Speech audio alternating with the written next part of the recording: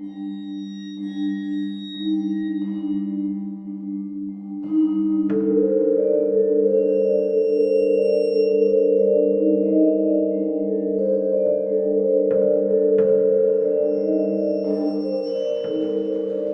hello, and welcome to Al Dente Rigamortis. I'm Review Cultist. I'm Mikey, the E stands for evil. And I'm the gamer in yellow. And we're here to discuss those internet stories, most creepy and most pasta. And be critically silly doing it. Tonight we have the Seedeater experience. It's the Seedeater experiences. It's an experience. The entire thing is an experience. That is. It is an experience. I almost typed down experiment as well. Well, wait. We've been doing, we've done a couple of experiments. The Harbingers. It's an experience, and there's three of us, so it's experiences. Dun dun. Okay. Seedeater experiences. Experience. It doesn't matter. It's called, Is it called? Or is it? it's called the Seedeater experience. Is that what, like when you look? Yeah, it's called the experiences because it's all the different experiences. Right off the bat, you're gonna correct us. Okay. I mean, I don't have data to back it up. I don't have it loaded up on my phone. Alright, fine. You don't have to. I also don't care. I do. It's just I'm in airplane mode, so. Airplane mode. Okay. I'm not editing any of this out, man. That's fine. I don't care. It's actually it's a creepypasta, but it's more or less a blog entry series. It's a blog series, and it's on seedeaterexperiences.blogspot.com. And it's by this Cliff Howry, or as he is known on other places like Slendernation Forum, Alex Chris 617. What's his real name? Alex? I think so. Oh, well then. It makes sense. Like you can make a character for his because it's a creepypasta, but it's also more or less like an ARG series, like Slender Vlogs or Slender Blogs. Except this one's not Slenderman, so it's just really an internet horror blog. Horror series, but I can access the internet while in airplane mode, apparently. You didn't know that? No, hence why I said... Yeah, no, it's just for forbidding you from using, like, the cellular, like, data or, like, your phone. But you can access the Wi-Fi with in airplane. Look at this email you sent me. Also, here's the Seedeater Experiences blog to get started on. We're doing this one in 2 weeks, Seedeater Experience, seedeater.blogspot.ca. Oh, it's just called seedeater.blogspot.com? Yes. So, I'm going to go on it to double check it. Okay.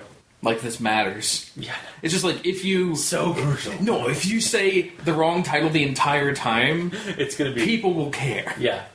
Our listeners will care, and we're here for them. Yes, because after all, they're here to English better. So we need to English better. Back at them. Yes. Yeah. Okay, maybe it's both. Oh, we are off to a great start. Because on the blog, the banner says Seedeater Experiences. Yes. But the actual website is seedeater.blogspot.ca. Okay, so it's seedeater.blogspot.ca. So go there. Check it out. Go through the 50 plus entries. They're not all super long. None of them are really super long. I think the longest one is really the PDF document that you can get. Yes. And it's actually not even that long, really. Like, it's 20 pages, but it's like... It wasn't a bad read. It's double spaced, and it's large, larger than usual font. Like, it wasn't too bad. There's some issues with it, and we'll get to that in our notes. But First off, let's do a rundown of this blog entry. So, it starts off, the whole blog series starts off back in 2010, basically with submissions that this guy is collecting of testimonies of people who have encountered this thing called the Seedeater. And what the Seedeater is effectively a lanky, a lanky black-bodied thing with a long nozzled like face, almost like either a crow's mask or a bird's mask or a like a long gas mask kind of thing. Mm-hmm. Or an anteater. Yeah, exactly. Also, it looks like it's made of some kind of skin that's like stitched up, so it kind of has rags. or rags, yes. And it's got like wild matted hair. One eye's covered. Yeah, one eye stitched. Oh no, one eye's just basically an empty socket, and the other one's stitched closed. And its arms move in like wrong angles. Yeah, so like the joints are weird. Honestly, what I was kind of getting was the Twilight gaunts from Legend of Zelda: Twilight Princess, like those giant, like those like shambling people guys. I with the never mask played on. Twilight. For people who are online, who are listening to us and know Zelda, it's those like ones that are like those crawling humanoid figures that have like the masks and they have like the almost like the dreads on their back. Kind of reminded me of that. Again, the mask is different, but otherwise, like they're the way they moved around and stuff kind of reminded me of it. Yeah. And yeah, so basically, the first couple of entries are just like accounts of people seeing this when they were kids and recalling it, and like how it would try to lure them away and like get them. And then Cliff character, I forget. What was the reason that he started the blog? Because at the start, he said that he had like 3 testimonies, and then something made him decide to actually publish them. I'm not entirely sure because I think maybe because it was near his a couple of the entries were in his like neighbor in his city. Like one of the ones was in Winnipeg because he's based out of Winnipeg, the character and stuff like that.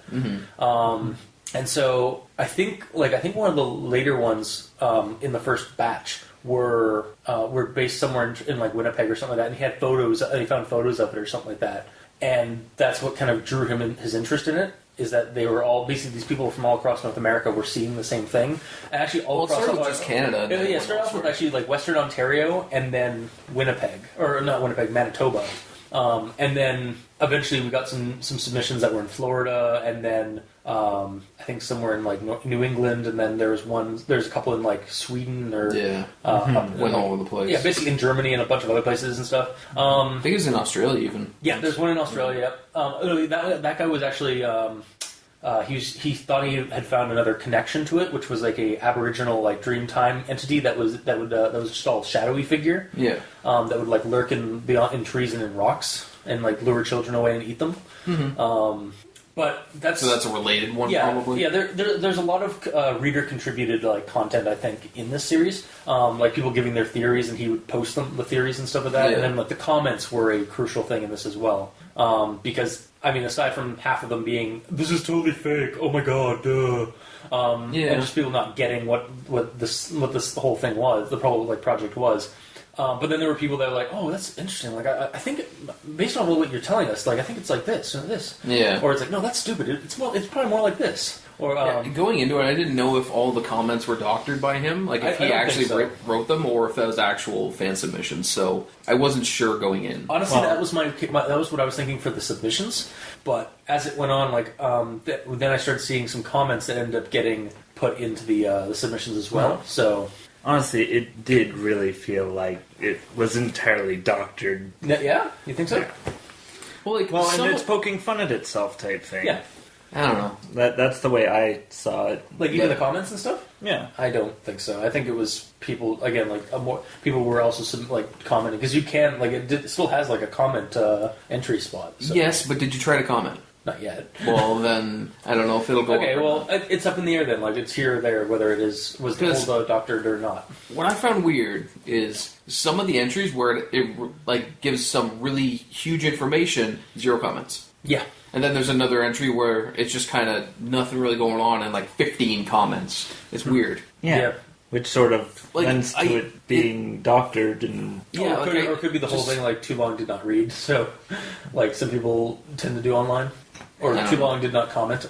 I don't know. It was just weird because, like, how at the time, how popular was it? I mean, it's apparently I don't know what it was back then. I assumed it was because it actually did garner a bit of a fan base. Like, if you look up Seedeater, you'll find him on Slenderman.wiki, like as an entry, because of and apparently again I'm basing this off of something that Alex Chris 617, who's supposedly the creator.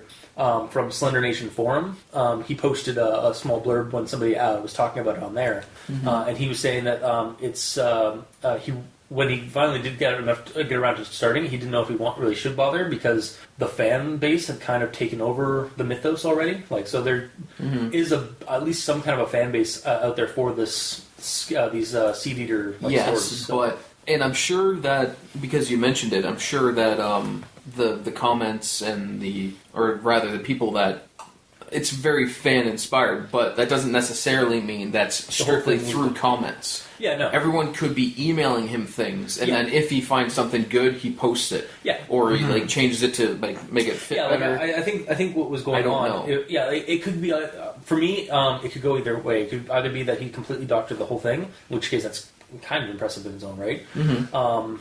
And then could be the part where like he was getting basically it was an ARG kind of style. That's what it felt like to me, like augmented reality, where like the contributors are also the readers. Yeah. And he was basically just taking some of these sightings that people were sending him through email or through social media, and then he was basically connecting them to his mythos, like to adhere to his narrative. Yeah. That's how I kind of see it. Either way works for me for that. But anyway, so yeah, he's doing these submissions, and then he's kind of getting a little bit more involved with it, and then he gets some messages from like I think X-Thread or something like that, or some unknown people. It just keeps saying anonymous or unknown. Anonymous or unknown, like basically telling them to stop talking about it, and you're interrupting the hunt. Yeah. And then we kind of get into these like 7 codes. Of like basically don't speak it, don't think it, don't speak it, don't say it, kind of thing. Because don't interfere with its machinations, or it's going to turn its sight on you. Yep. And apparently, and then we get a little bit farther in, and we find out that these were created by this town just south of Winnipeg called Brightmount Downs. And it was a town basically that was just basically sounded like it was just basically destroyed by its encounter with this thing, because like there was a park there that was being haunted by this thing, and so they'd set up like barriers to keep kids out of it and stuff, and some kids got in, and 2 kids went in, 1 kid got out like bloody and traumatized, and I mean, they went in there to have a duel, so that makes sense. Basically, yeah, they went in to fight it basically, and or to prove that. I'm making a joke that they went in with like swords. Oh, sorry, yeah. And pistols. Well, they did have baseball. Yeah, pistols at 10 paces. All right, at the count of God, there's a Seedeater. And then like it basically like tore up the town, like the city count, like the whole town was in on like this thing is stalking their town, and it basically just drove it into the ground by the sounds of it. And then what's interesting is that at this point our narrator, our Cliff Howry, basically moved from. At some point, he moves from Winnipeg out to Brightmount, which was his hometown, but he didn't recall any of this weird stuff happening. Yes, and then he found out afterwards from the testimony of Todd Cade. Yes. Yeah, I actually wrote down a couple. So like he wasn't making too many blog entries. He's like, I wasn't being too honest with you guys. I've been doing all of this, and here's my presentation. Yeah, it's like I've been working on this. I've been helping out another person with their testimony and like getting it together and stuff like that. And then he disappeared, and so I didn't really know if I should submit it because first off, I didn't know if I had clearance, but he's gone. So plus too soon. Exactly, too soon kind of thing. So then he gave us basically a PDF download to check out, and it's basically a rundown of everything we had a little earlier, like just from a different point of view, like as somebody discovering the blog entry and the blog series and stuff like that. And then it tells the story about how this guy and his friends realized that they had got photos that triggered memories that they didn't have prior of like their childhood in Brightmount. And they realized that they had a friend that had gone missing, and they didn't really want to talk about it. Yes, and then they're like, no. Yeah. Well, they kept saying that whatever this creature is, you repress the memories, and it's normally when you see a photo, it's like your memories come back flooding to you, but it didn't really. Well, it didn't, because one of the guys is like, I know that place though. That's here. Yeah, that's also. I don't think it was the Seedeater that was repressing their memories. I think it was actually the group that in the town, like they were using like weird, yes, like but the monsters. method that they used was a repressed memory kind of like mantra or something. And it's a way that like even if you see evidence of shit happening, you don't immediately connect the dots and have that open back up in your brain. Yeah. So they went to and while they're like the guy was doing some research on it before, they decided to go trek out to Brightmount because they found out that it's just south of here. And my dad has instructions because it's not on any maps. Because and you missed the twist. What's the tweet? Oh, that Cliff Howry. Oh no, I was getting that Cliff Howry. Like he checked a yearbook of like one of his early yearbooks and found like, oh, that guy looks familiar. And I check the listing, and it's Cliff Howry's. Oh, the Plot Twickens. I know that. Plot Twickens. Remember, people come to us to hear English good. Yeah, that's English good. That's true. So anyway, the plot thickens, and so but then he does nothing about it, and just kind of like, well, because the next morning he was going out to go do things, so Yeah. it's not like he had time to call Cliff. yeah. So they go down to. Are you okay, Mikey? Oh, just that you got one thing wrong. Oh, what did I get wrong? You're saying that the Cliff Howry looked at Oh, your book sorry, and saw Cliff Howry's like, hey, yeah, that's me. Sorry, I'm sorry. I meant Tom Cade. Or Yes. Todd Cade. Todd Cade. Yes. Essentially, Todd got a envelope in the mail with pictures and stuff in it. Yeah. A lot of the pictures were him playing with friends. One kid had long hair and his face was always blurred and he didn't know who he was. Yeah. Then some of the pictures at the Seedeater, after telling his friends, he went through his yearbook to try to find that friend with the long hair, and surprise, surprise, it's Cliff. Yeah. And then one of the other kids that was still around is this guy named Derek, and he was just across the road, and they went to go talk to him, and he's kind of just like a stoner kid. Yes. And he didn't want to have anything to do with anything. So he just, basically, that was a dead end. Let's go to Brightmount. They go down to Brightmount. It's basically basically the ruins of an abandoned town. Yeah. Like there's maybe a trailer, like almost like a trailer. I kind of got the impression, not quite a trailer park, but like No, like not like, but like basically just almost like some of the abandoned like suburbs that are around us. Mm-hmm. Kind of got that feel. Like the roads weren't even paved, or you mean like your house here? Yeah. Or there's not even like any streetlights or anything like that. And they asked some guy where the park is, and he's like, "Oh yeah, it's just over there." And it's just like perfectly happy to help them out.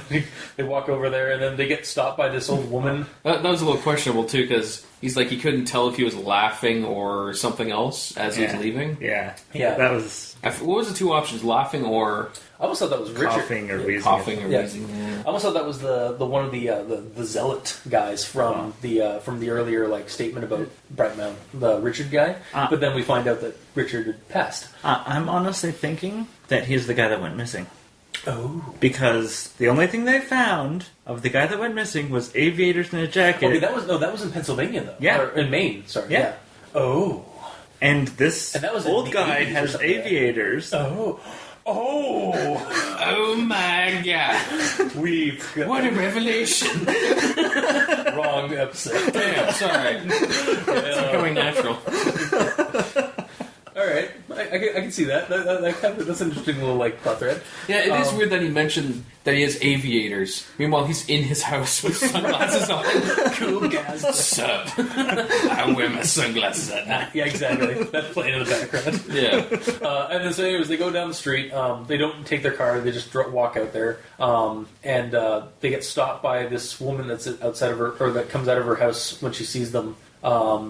And A woman that they describe as like basically elderly because she's 40.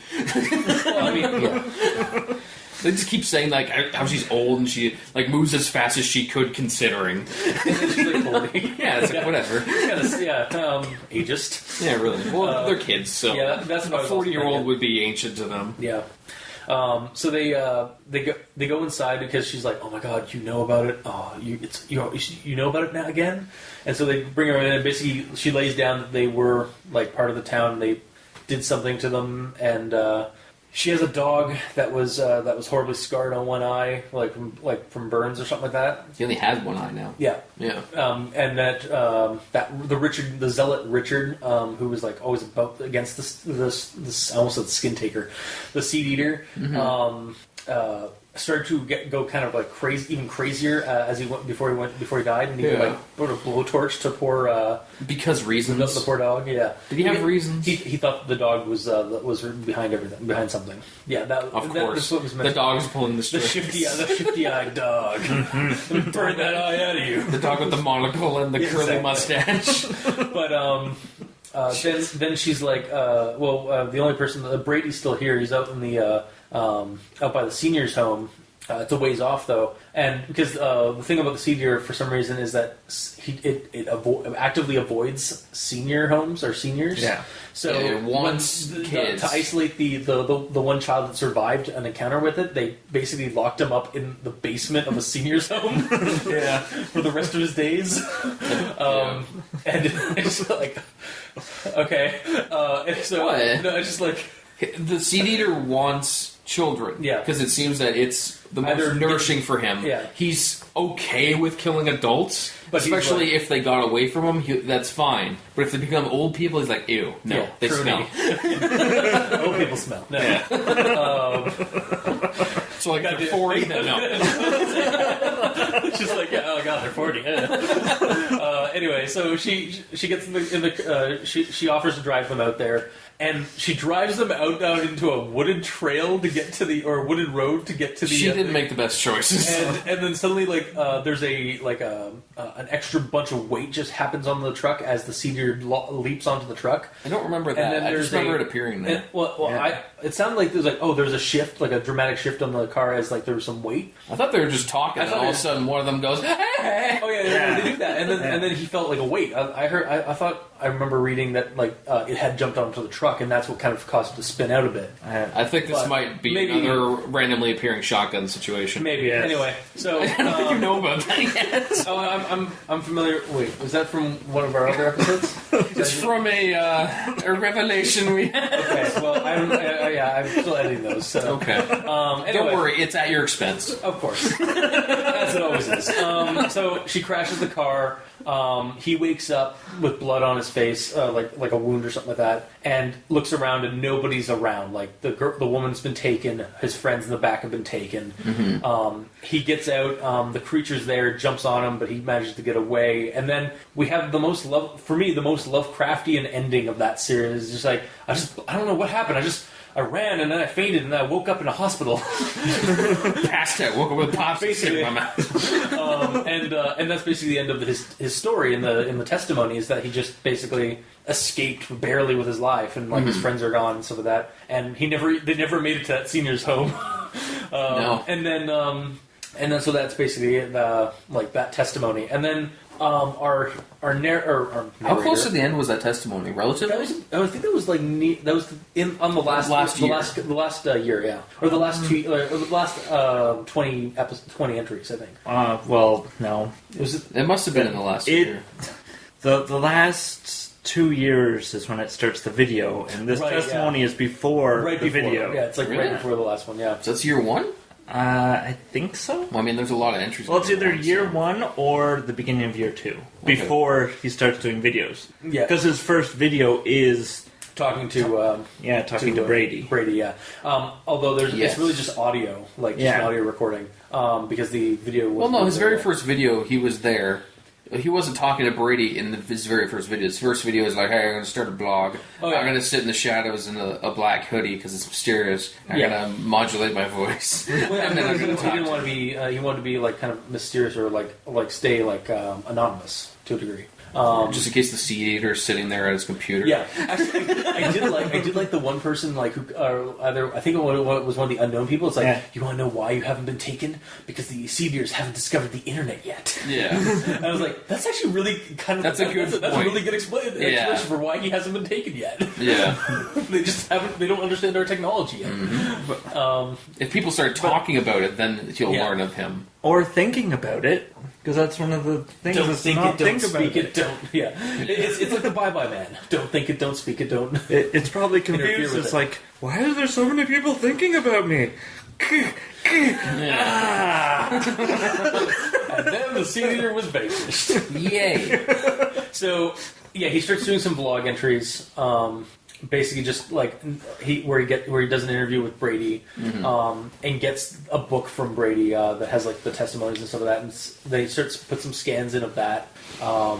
Basically, just going on about a little bit more detail about what the creature that the creature's more connected to this older demon thing, and this cultish organization of trying to prevent it, and. Then he moves. He's in Bright Mountain as of that point, and he starts going to one of the parks near the Grove Park, that's just across the way from... Which is the new hunting grounds for him? Basically, it's become the new hunting grounds because he finds a woman that whose child was taken by...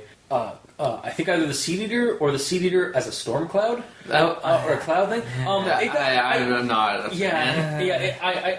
I could see. Okay, interesting. I do kind of like. Okay, I'll get into that in my notes. Yeah, but we'll get into that. And that's where the series jumps the shark. Yes, I feel like the ending kind of was starting to escalate a little too quickly. There is no ending because he had to stop. Oh yeah, I know. Well, we'll get into that. So.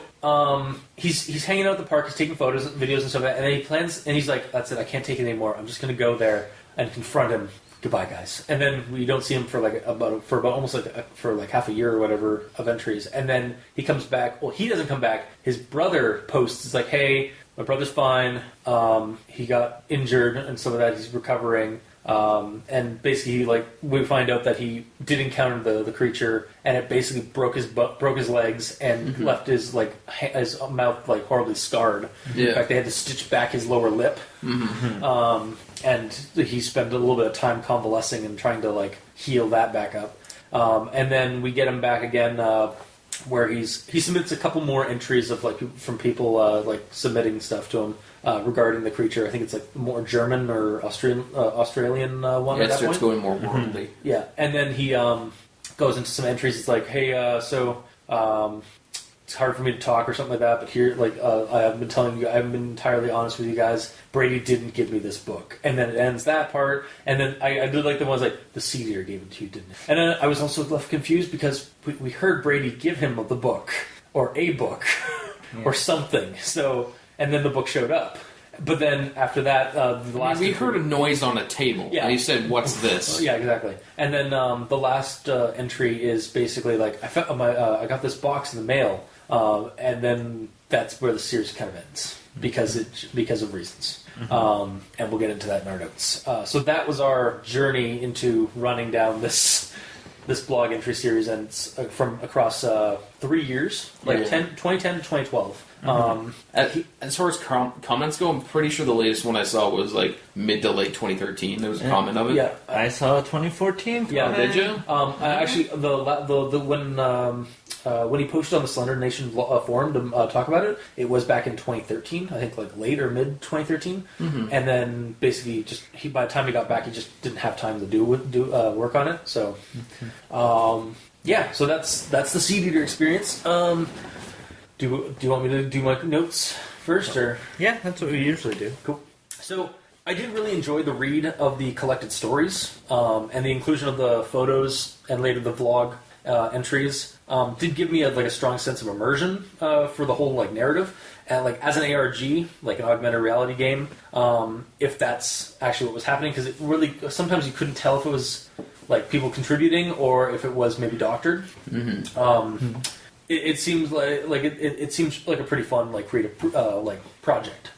Video wise, concealing his face was fair, and modulating his voice a little bit was a fairly smart move in and out of narrative. And personally, I felt the scar makeup effects on his face during the later log entries was well produced, at least realistic, and certainly not the worst injury makeup I have seen in a vlog series. I think you may have a counterpoint to this. Yeah, okay. By the giggling Again, from our Starfield. I understand. Think of it as an amateur, from an amateur point of view, though. Yeah. Think of it as you doing it. If you arranged a bunch of stars you see in a scar on his you actually see the marking. Okay. Well, even in high school, I had a acquaintance, guys. You went to Starfield High School? You've met him. He does video recording and stuff. Okay. Anyway, he showed me very basics how to do a wound. Okay. Red. Take a knife. Red is not enough. No, yeah. You need black mixed in because blood turns black as it congeals. Yeah. Actually, interesting thing from Tom Savini, who's the guy who does a lot of makeup for he's a famous makeup artist for horror movies and stuff. I remember hearing him say that when it comes to makeup for blood and stuff, he actually would use red food coloring, corn syrup, and green food coloring to mix in to give it a little bit more, to give it that tinge. Yeah, to make it darker. Yeah.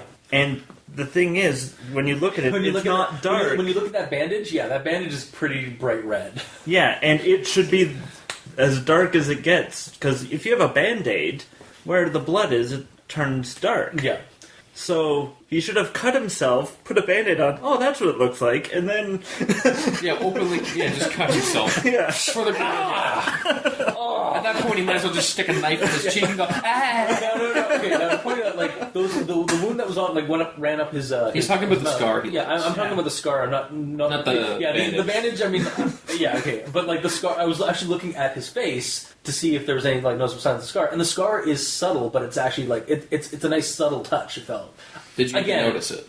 I was just basing it off of like from what I've seen in other Slender vlogs, and Slender vlogs they tend to go like again they're all amateurish, like they're all like they're all just people when they're not film students, or if they're not film students, they're people that just have a camera and just want to do like a cool video project. Mm-hmm. So like they try their best, but yeah, like this one was definitely I appreciated how subtle it was because it wasn't too gratuitous. It's not like he has it framed, so like, see this scar? I got this scar from him. Yeah. Yeah. That's all I was getting at. I'm not saying that like it was the best, but it certainly wasn't the worst makeup job I've ever seen. Yeah. Well, he could have improved. Yeah, is where I'm taking this, because I mean, even my basic Simon Cowell of our group. Even my basic We need one. It's fine. High school. Which one am I again? Yeah.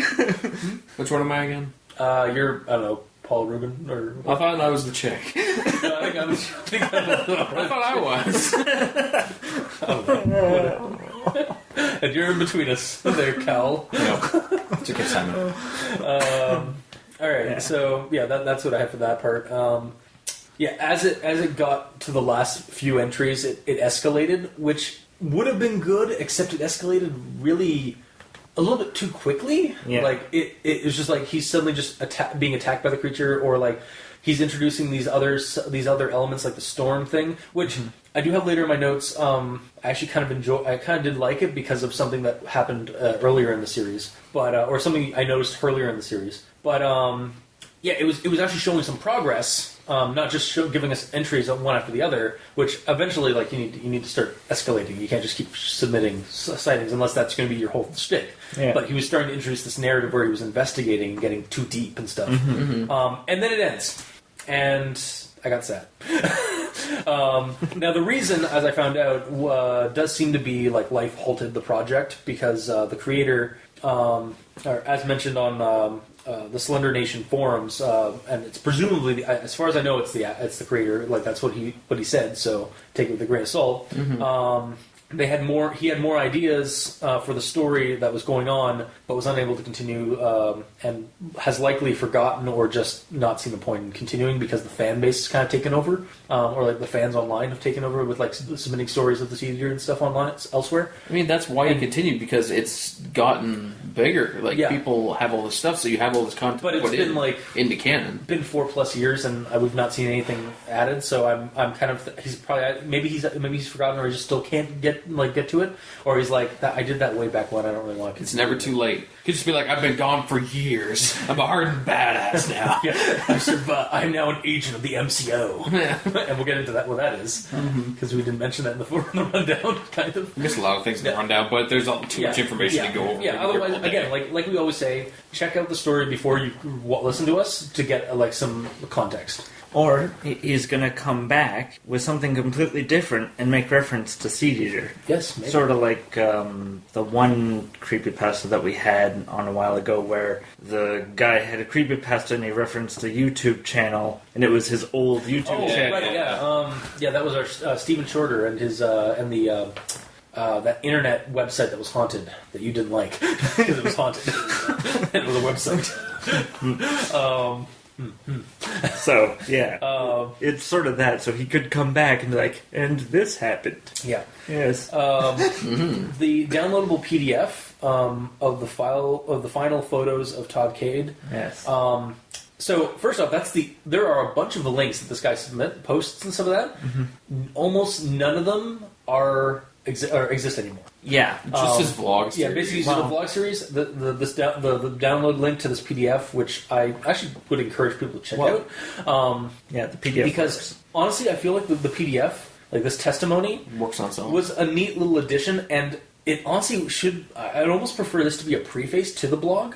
Like this PDF almost works as a preface, like to get into the blog, because it does touch a lot. Like there's a lot of like of the early entries that are actually like just straight up like copied into the entry. That's the thing, though. If you started with this, the reveal that he's actually a childhood friend with him wouldn't mean anything. That's true. Yeah. Okay, I can see that. Yeah.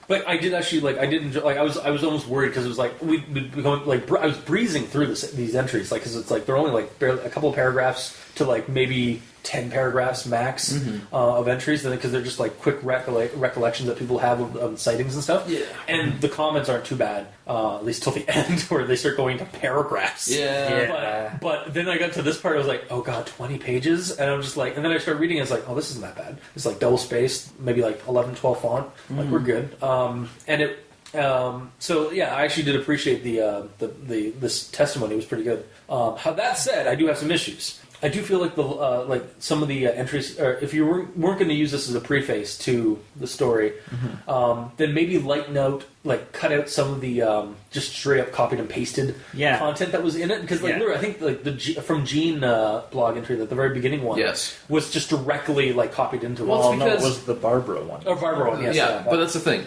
This is written up as a standalone kind of thing. Yeah, no, his exactly. experience and what he saw and how he got into it. So he read that, and if someone doesn't know the Seedeater experiences and just stumbles upon that link, that's what I mean. Like that's why I think it's necessary, but because we already read that, as soon as that happened, I just skipped right past it. That's what I knew do. Yeah, basically. But people who didn't, like in the lore of the story, if they just came across that, they have that information. Yeah. Well, it's one of the reasons also why I suggested maybe using this as a preface to the blog series, was because it's already gotten some of the content there. But or even use this as almost a standalone thing for it. Almost like a summarized thing. Yeah.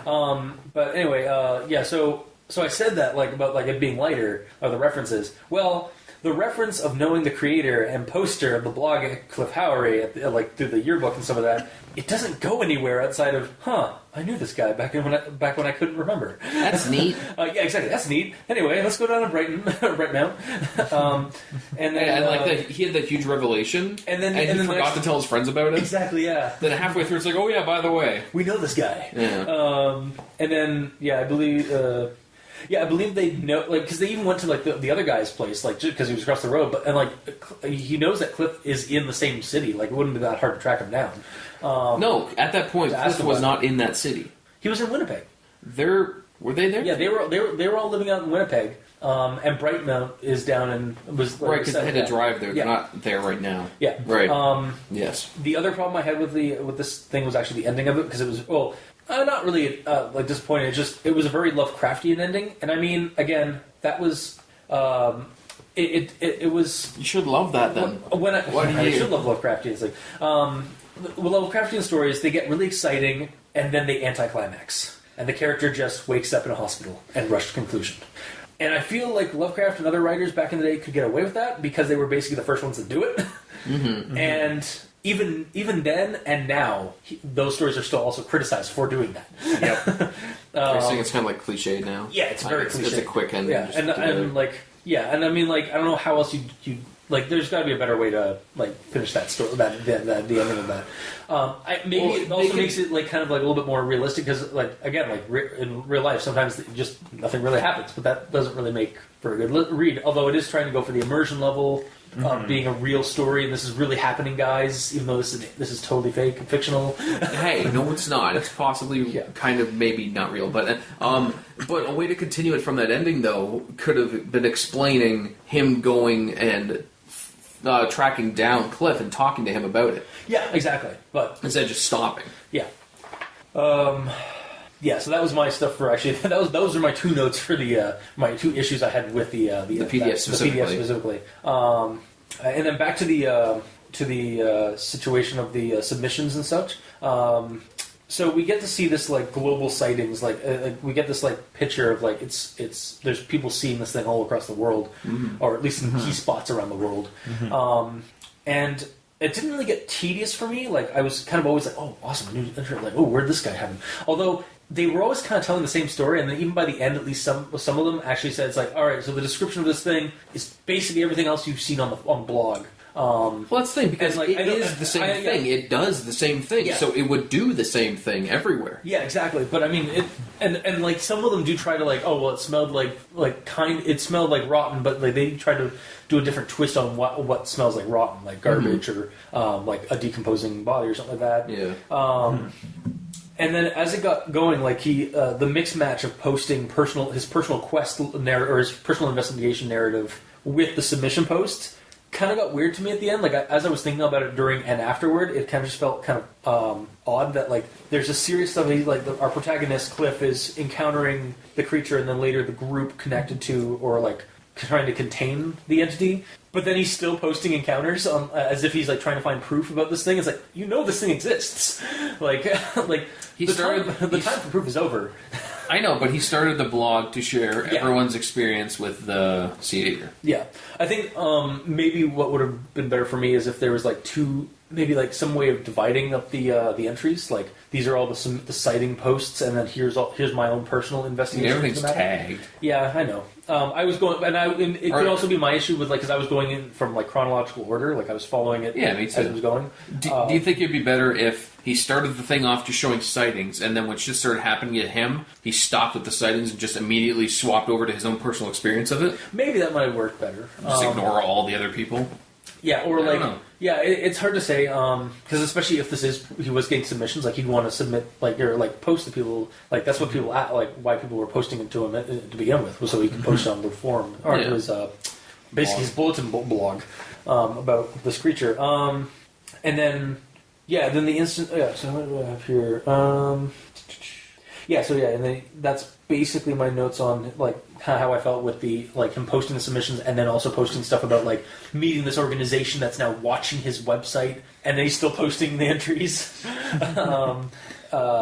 with this enigmatic MCO or Maelstrom Containment Operations, and so with that group actually. I found it interesting because I actually looked up the Maelstrom Containment Observation. I did find a couple of separate Tumblr sites and like other things online that basically had like almost like prop documents and logos of the MCO, like Maelstrom Containment, and it seemed to be like some kind of like MIB or like group, like classified, declassified kind of stuff. Also, yeah, it kind of just and it kind of like that kind of I liked that because it almost like felt like the MIB the MIB leaving like some paperwork that some civvy found and like marked as, hey, this is weird, guys, and it's like, oh shit, we left some stuff on out there. I don't know. It felt like the mark of a good ARG because the fans were actually creating prop content, unless it's all him doctoring the stuff, but who knows? The thing with him showing the whole MCO, sorry? The MCO, yeah. The neat thing about doing that is even if through writing all this he gets tired of doing Seedeater stuff, because there's this MCO thing, nothing's saying that they don't have more test subjects. Oh, exactly, yeah. Because it seems, like they were, like we don't know if they're the ones. Yeah, we don't know if they were the ones that created it or if they're just like observing it and trying to contain it. Like from the sounds of it, well, or at least what I thought, they created it and it got out and they're trying to get it back. That might be the case. I'm kind of like Towley. Yeah, like Tally. Right. It just like completely stopped you for a second. It's like, oh, what? First I had to write South Park reference. Tally. Yeah, like it could be like it's kind of like for me it's like the Tremors TV series where like every Monster of the Week thing with that was basically created by the same secret lab. Or for me it could also be like a new like a different kind of SCP. Yeah. Where they are basically trying to contain these anomalous entities that they don't create, but they're basically just trying to hunt them down and keep them keep them away. Also, actually, what reminds me of the MCO or the Maelstrom containment operations is M-Epic, which is the Canadian Delta Green organization in the Call of Cthulhu RPG. Supplements, basically, they deal with anomalous weather disasters. And in Delta Green and Call of Cthulhu, that's basically weird winter storms brought on by Ithaqua, the god, the eldritch horror that lives in the Arctic Circle, and his cultists, who basically summon these like weird storms and monsters and stuff like that in and out of season.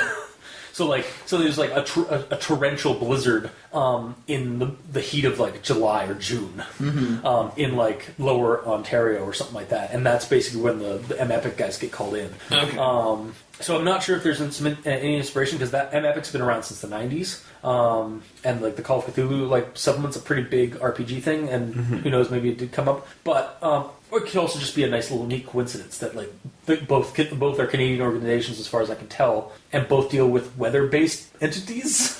Because of and getting onto the weather entity thing, so the whole weather entity thing, I actually kind of liked, because this is this is actually, it does kind of actually tie into some stuff that was brought up in the early submissions.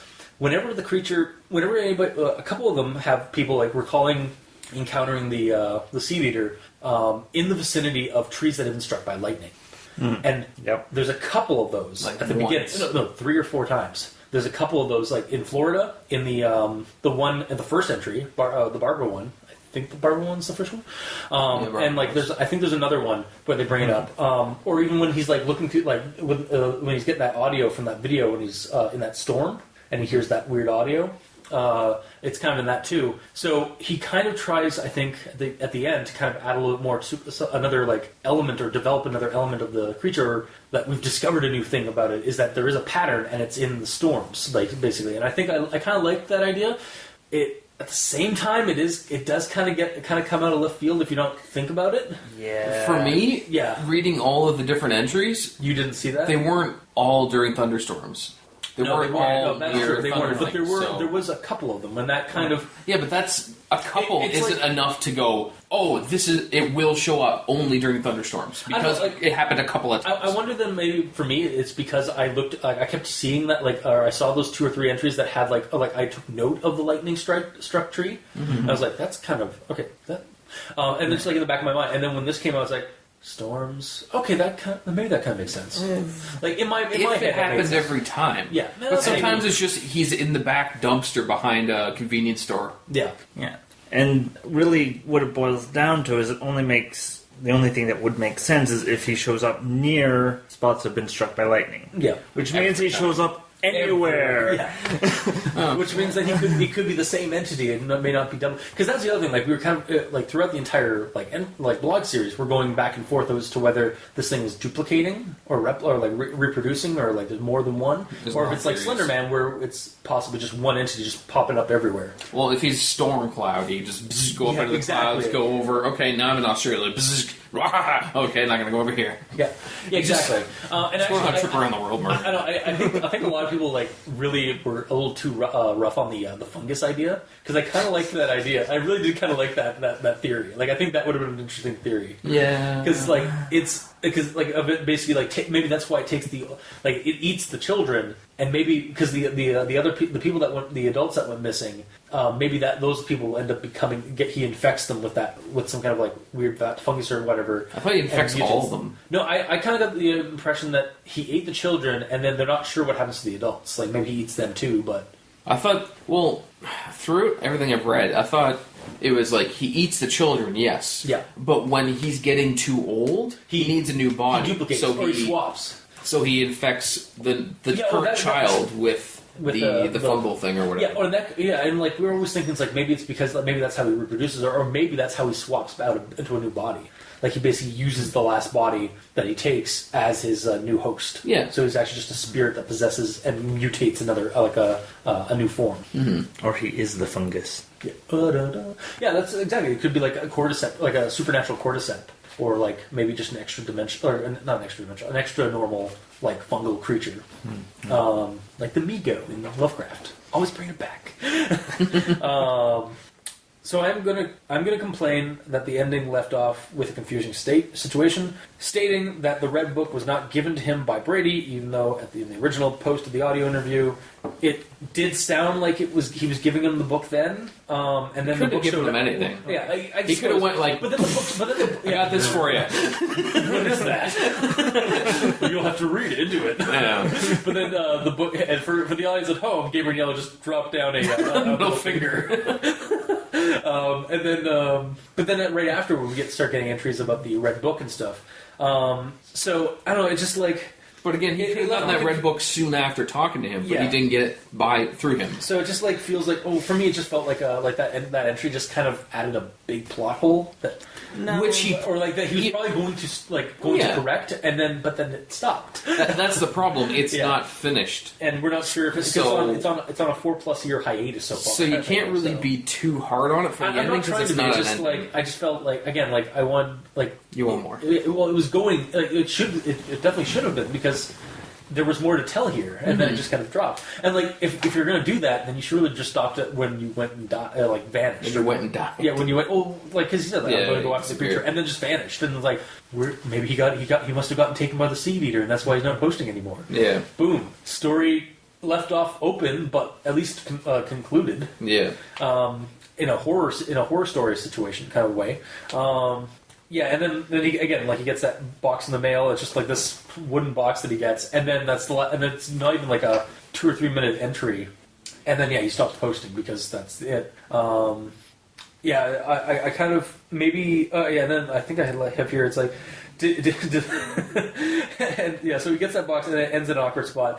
And it's been 4+ years. Did the box have a bomb in it? A Seedeater mutagen that quieted to quiet him finally? What? Sadly, we may never know. Maybe we will in the future. That's what I wrote for my note on that. Overall, if this is a collaborative ARG experience or if this was just a doctored thing. He's getting submissions and he's taking them and connecting narrative to build the mythos of the Seedeater. I think it was a pretty good start and to get the ball rolling.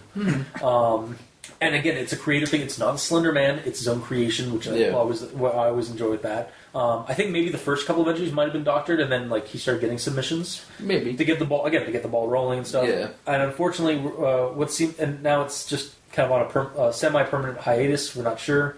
If it ever comes back, I'll definitely be continuing to read it because I did enjoy the investigative nature of finding the new threads and sightings of the creature and its influence and just getting little tidbits. I'm a sucker for reading up getting drip fed information. Yeah, exactly. Yeah. That's why I like Slender vlogs. It's why I like horror stories that are all they're just slowly investigating the same thing, but finding different ideas or different aspects of it with each clue. Yeah. The comments should definitely be looked through as well if venturing into this blog, because while there are a number of idiots that just don't get ARGs or the point of the project, there were a number that did add to the collaboration in one way or another. Mm-hmm. So. Mm-hmm. That's basically my notes. Is it had some rough spots and it ended prematurely. Yeah. For now, anyway. But if it does ever come back, I'd totally go back into it. So for sure, Mikey, he says read. All right.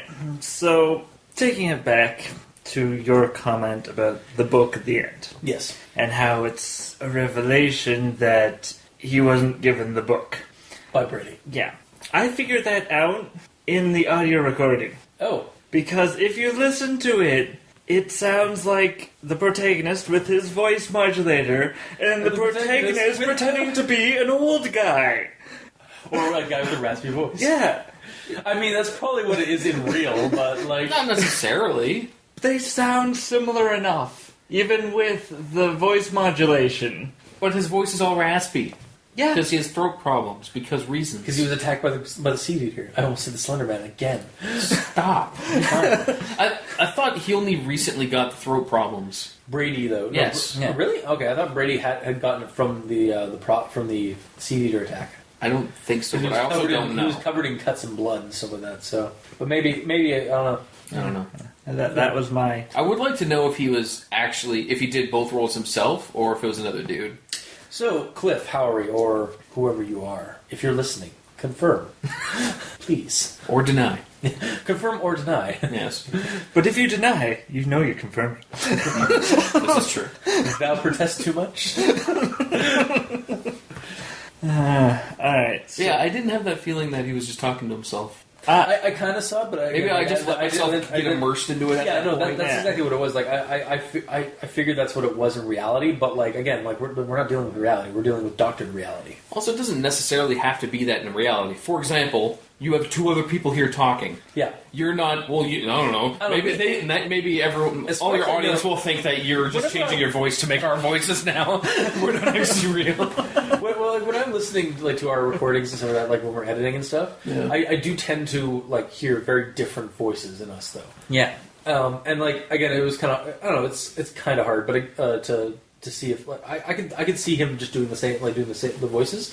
I did get I see the comments where like people were like, oh, you're just like, oh, this was so such bad acting. It's like I don't think it was that bad, but it certainly wasn't like the worst. Again, I comparing it to other Slender vlogs or other like horror vlogs and stuff I've seen on YouTube and stuff, it's certainly not the worst. Yeah, when I was listening to it, I didn't feel like they were reading off a script, really. Yeah, it was just kind of like some kind, maybe improv, maybe like an improv kind of thing. They had some jot notes to do it. I wonder if they actually did that way, because that would be the best way to do it. Because if it's scripted, then it's scripted and it has to go a certain way. But if he goes, this is you, this is your character, this is what you've experienced, this is what I'm here for to talk to you about. Read this story a couple times so you have that kind of ingrained in your memory. And yeah.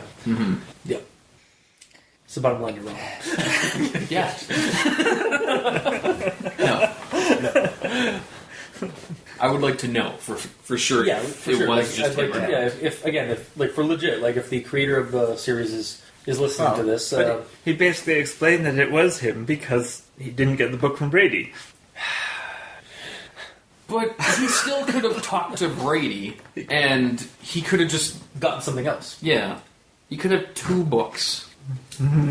Or like I don't know. Like he could have given them or like that's the other thing. Like if he was going to say like, "Oh, I didn't get this book from Brady," and that interview was doctored, that would have made things because he just said, "I didn't get the book from Brady," and then he ends that entry, and then he doesn't even explain it in the next one. So it left everybody like confused. Like, wait, what? But like Brady could have just given him like a little notepad that Brady wrote down all of his like information of like notes of Brady could have just given him a notepad of like while he was down in the cellar, him like recalling things. Yeah. So it's just a little bit of information about what he saw. Special. But that book specifically, he could have got from something else. Yeah. Because something was laid on the table, be it a book or a middle finger. It was something. Indeed. All right. So going to the top of my notes, it's probably something that Gabrielle is going to talk about. I'm sure I can comment on every single thing you're talking about. But I made too many notes. It's too many notes. Too many notes. Too many notes. Too many. Anyway, so it was in the section from Barbara. Thank you. Yep. Okay. Good. right there with you. All right, and then there's a section that I was like, "Oh God, why is there no commas?" And that actually, you know what? Because this is so long, I think I have like one problem with grammar. I didn't even bother. I'm not going to bother. I'm just reading this, and all my comments and my notes are going to be about the narrative itself, not grammar Nazism at all. I would be here all day. I was like, you know what? I'm not going to worry with the grammar.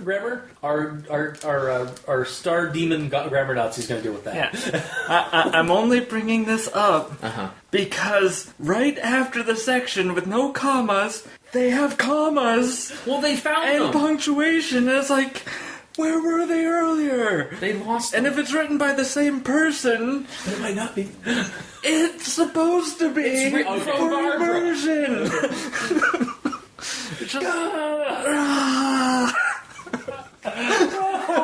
Jeez. Like, he didn't want to doctor he didn't want to edit it because that would further doctor the but it's testimony. already doctored. It wasn't discussed. Not necessary. Like, so are you saying at a certain part in the Barbara story, there's no commas, and then after there's commas again? Yeah. Oh, okay. Well, was it his little paragraph at the bottom? It's like I'm going to be posting more. No. Yeah, what he's saying is it's within the Barbara section of Barbara saying things. Okay. There's a paragraph where there's like apparently a lack of commas, and then normal paragraphs after, and possibly prior. Either way. Yeah. Basically, it's like, where's all the punctuation gone? And then, there it is. Why weren't you up there? Yeah, no, my thing on that was because like it does seem like a couple of them he doesn't bother editing the testimonies at all. Like, he leaves them as they were sent to him in email. And they do kind of look like, because of the lack of, like the emails and stuff of that, they were like, they do kind of like feel like they were email, like just typed up on an email. Basically.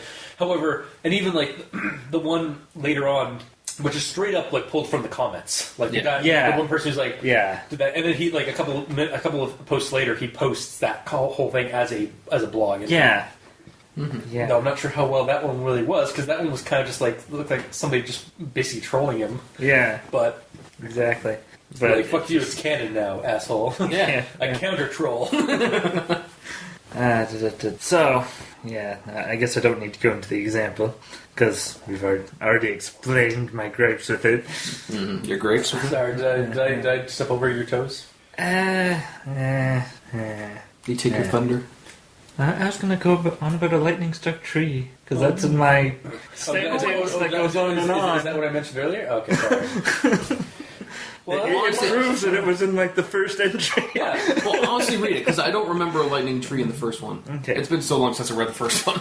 Alright, I'm going to have to take a deep breath because there's no commas. Okay, Ace Ventura.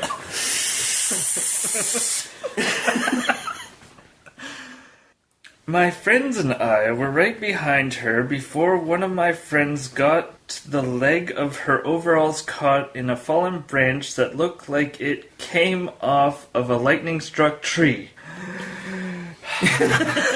You did it. So, run-on sentence. Yeah. Like, severe run-on sentence there. Yeah. And then the very next section... It's like a word, a comma, a word, a comma, a word, a comma. It was all in there. Yeah. The very next section, it cut her leg open pretty badly and she started crying, comma. But I knew that if my sister kept going, comma, she'd get lost, period. I told my other friends to go back to the campsite and get my father to help them, period. So I was like, there's the punctuation. Why weren't you in the previous sentence? Yeah. Memoirs of a grammar Nazi. It just... punctuation was late to the party, that's all. I'm not doing another title card with punctuation. Like hanging out somewhere. Yeah. I'm done that title card. That title card's done. You don't want to draw like commas and periods sitting around in the backyard. Or just like, I'm late for a very important date. Yeah. I'm just saying hello, goodbye. I'm late. Well, now you have to do. Damn it. No, not until we do Alice in Wonderland, the shitty video. Okay. Alright, and then my first impression of the creature. Yeah. Before we get the actual images and whatnot, was essentially Slender Crow Man. Yeah, I almost kind of pictured the like a Slender Man, but with a plague doctor's mask. Yeah. Bird mask. Yeah. And that was not what that thing was. No. I mean, I like the design of it. Like, honestly, at a distance, it would look like that. Yeah, because it would you wouldn't really see that much detail if it's from distance. Yeah. And if your eyes are shitty. One of the two. So you would just see this like kind of like elongated like beak-like face, and that's kind of how they're described. Yeah, like, because that's how they saw it. Yeah, first. and also like kids have a very overactive imagination, so they may see it and false memories, which kind of plays into this sometime at some points. Because again, like they forget the memories, or they finally they recall it again. They would see it like they remember it as a kid, thinking it was like this weird like Birdman. Or her sister's name for it, the Seedeater or something. Like it was like how does she say it? Like she like does like a pronunciation and then just straight up like says what she thought it said. I don't have that written down, but it was like Seedeater. Yeah, Seedeater. Yeah, yeah. Which actually kind of like the whole Seedeater like thing. Like I was trying to think, why is it called Seedeater? It's like because it looked like a bird. Yeah, a Seedeater. And I was like, there we go. Yeah, okay. But then it ends up looking more like an anteater, and you're like, but anteaters don't eat seeds. Yeah, I kind of wish there was more to it. We also got the name Ragface, which is a little bit. Was also a little bit more descriptive to it because it is basically stitched up rag like face. Yeah, But Although I swear, was that the only one? Whenever it would describe the noise coming out of its mouth, I was just thinking of a blender, like its teeth were just like blending. That's literally what its teeth do. That's what it feels like. Yeah, It's described that's what its teeth do. Yeah. Somehow. So onto the comments. I just put a couple of comments here because comment corner. Yeah. This is all just BS. Creepypasta at its tastiest. Yeah, that was the one nice shit post.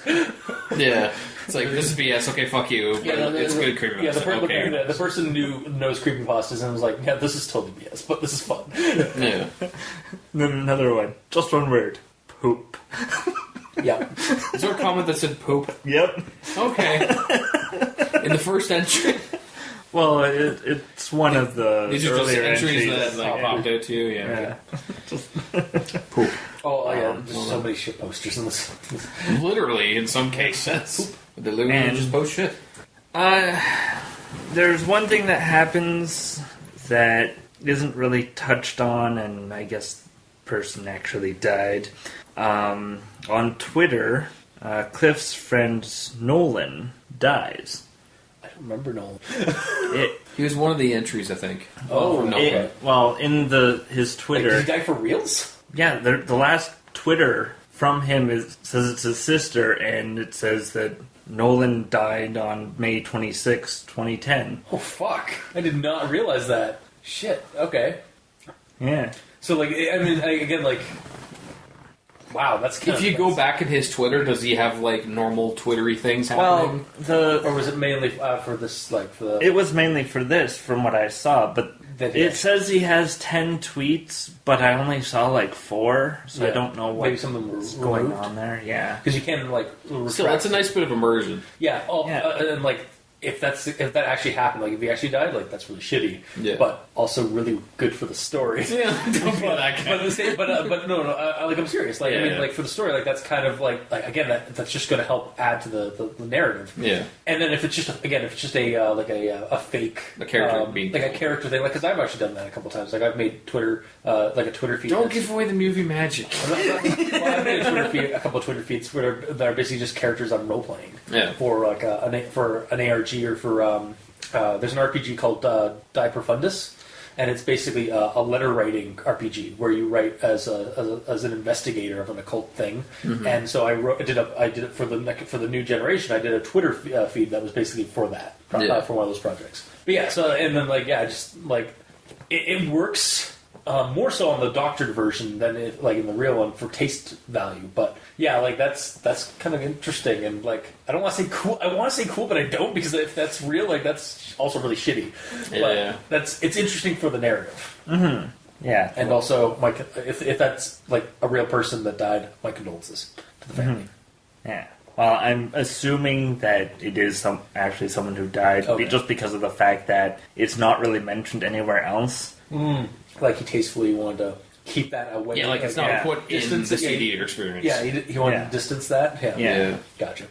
But that people like us, or people who dig into the into the Seedeater mythos. Problem is, they're both S's. Seedeater mythos. They find that it's oh man, the Seedeater got him, and no, he unfortunately passed away. But by the Seedeater, yeah. But yeah, those crazy conspiracy nuts that are into the Seedeater stuff are it's totally the Seedeater. He's gonna get us. But anyway, sorry, continue. Yeah. Isn't that technically us right now? Yeah, because this is what we're doing. Yeah. Except we totally actually, yeah. There is also a comment here about Nolan that he was the one that shared the drawings. Oh, the original drawings? Yeah. Oh, okay. So he might have been a Seedeater victim, potentially with that knowledge, but again, it's not touched on. Mm-hmm. So there's that. Anyway, onwards to my sort of biggest issue with this story is the repetition.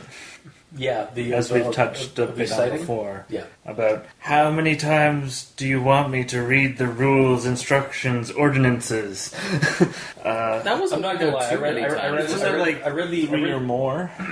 I read the post that he did that he got from the unknown, and I read the form, and then as soon as it started coming up again, I just browsed past it. I skimmed through it. Yeah, and then how many times do you want me to reread different sections that have already been posted? Yeah, type thing. again, like the PDF. Like the just having it PDF. straight up, like... And the comment that I read that ended up becoming a post later on, and I was like, well, why did I read the comment? Yeah, I read the comment, and I skimmed through the post to make sure there was nothing added, and there wasn't, so I was just like, alright, I'm just not going to read this one. Well, he did that because normally... Normally everyone is emailing him directly, but this person put it in the comments. Like, okay, that's an experience, put it there. Yeah, and he found it like, alright, this may not be a troll thing, and if it is, counter troll. Boom, it's canon now in the mythos. Yeah. Also not everybody's going to read the comments, even though they should for the series, because they are just as much a part of the story and the narrative as the entries themselves. Yeah. To a degree, because like he's basically inviting people to discuss the entries and to give their own stories for the mythos. Yeah, but he also does directly say that if you've had any experiences, email them to me here. Yeah. So I think he wasn't expecting anyone to directly post their experiences in the comments. So a couple of times it does happen, he just puts them up. Yeah. Because they're meant to be there as main entries. Yeah, for sure. But yeah, I do understand. I do get what you mean, because like as I went on, like I loved reading it. Like I was again like biting at the bit for each story, because like it was an investigative narrative, but they were kind of getting tedious, at least in terms of and it's not like a bad thing necessarily, because it is the same details just being told from a different person's perspective, but they're all supposed to correlate very closely, because they're supposed to be the same creature that everybody's seeing. Yeah, it connects them all together. At a certain point, it starts becoming kind of like you start kind of just glazing over the description, because you've seen it a dozen times before, and for us, like we were reading it like in like a span of 2 or 3 hours. Yeah. So we're reading all of them in like consecutive order. So we're reading the same thing over and over again. Yeah, if you're reading them one a day. Exactly. Yeah. Or like as they were getting posted. Yeah, like, that's totally cool. But yeah, like again, it's just, and again, like because you do get that like if when you're reading them like after, as they're coming out, like every couple of days or like every couple of weeks or whatever, because it seemed like there was a couple a month. Yeah, some more months. You were, I can imagine you getting it and just like kind of like getting the illusion that it's different because it's a different character that's encountering it. Yeah, so you're not necessarily minding that it's the same description. But when you're, it's the same thing with the one Slender vlog we did. Was it 502, where it really doesn't help to read it or to watch it, binge watch it, because the story doesn't make much sense. Whereas when I first watched that, I did get a sense of like a grander story, because I'd have time to think about like connecting the dots and whatever as the story went on. And for this, like, just the if you binge read, you're gonna get some glaze. You're gonna glaze over some of the stuff that's repeated. Well, that's the thing. If it's only a few sightings of it happening, it's not that big. No. Like, it doesn't seem a big a problem. If there's like 20 or 30 sightings, then it's like, okay, this is and there were like big there's problem. at least 15 or 20 sightings. Yeah. And there are like starts in Western Ontario, then a couple in Manitoba, then one in Florida, then one in Pennsylvania or Maine, then one in Sweden, and then one in Germany, and then one in Australia, or one like a hint to maybe in Australia. And it's just like, you're seeing that this thing is at the very, like, at first we almost thought it was just in the Western Hemisphere, but then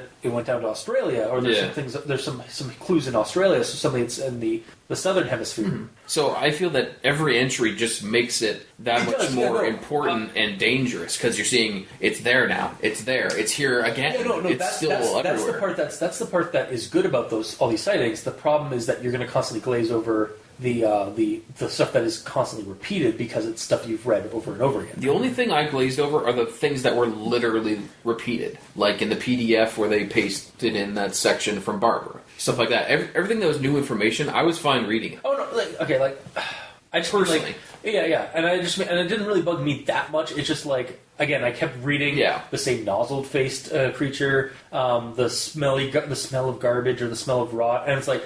And it didn't bug me while I was reading it. I was taking note of it. It's like, it's getting a little tired. Yeah, I felt the same. The last couple, it's like, okay. There's a little bit of fatigue. Reading fatigue is what it was. Yeah. Sorry, Mike, you pondering there while we're talking? Yeah. The other thing that, to me, doesn't make a lot of sense is that we get testimonies from different spots around the world, yet it's all centered around this one town. Yeah, it's the focus. And maybe that's where the MCO did their experiment. Oh, they did do an experiment on lightning in that park with a reverse lightning rod. Yeah, which is the smartest invention ever. Is essentially a Tesla coil. Yeah. And apparently it created or opened a gateway to some other to let something in, or like they created something using it. Yeah. But I mean, that's also the cover story. Like it could have been because the facility. Okay, that's the other thing. Was there because they mentioned there was a facility that burned down. Was it in where the park was? Or was it near the park? I don't think it was mentioned. Or it's not mentioned. Yeah, it felt like. Or also, for some reason I got the feeling that the reverse thing wasn't actually in a field. It was actually at the roof of that thing that burned down. But maybe because that's true. Like it's a lightning rod they're testing, but they tested it in a facility that can burn down. Yeah. So A, it's made of wood, and B, they're making lightning strike it. Yeah. Not so smart, and pretty not smart. Also, sorry, something that I remembered, like, I didn't put in my notes because I was like, I kind of shrugged it off, but the town not being on the map. Mm-hmm. I was like, obviously it's a fictional town that the guy created. It's like Rosewood Park in Marble Hornets. It's like the town or the park in it's like Surge Park in or Victor Park in Tribe 12. Is it actually a fake town? I scoured the entire southern Manitoba region. Are you sure it's south? Yeah, it was south of Winnipeg. Oh. I scoured all across there. I like zoomed out and zoomed in, like looked for it. I typed in like different versions of that name. It's just Winnipeg. Winnipeg's the only like real place in that. I'm sure there's other people there. Now that I looked at Morgan Park. Morgan Park was in Illinois, or in Chicago. Sorry. Now that really begs the question: is it a sort of like settlement idea where it's not necessarily a town, so it's not on all maps? Like so actually, that I thought of that too because I've looked up like we have a place nearby, Edgar, that they created this little community, this subdivision for the people who were working at basically a radar station, and it closed down, and it really like it's just this abandoned subdivision, and like it almost kind of fits the bill if you've ever seen photos of it, it fits the bill for what I imagined this town looking like after like when the kids go in there the second time, or like when they're older.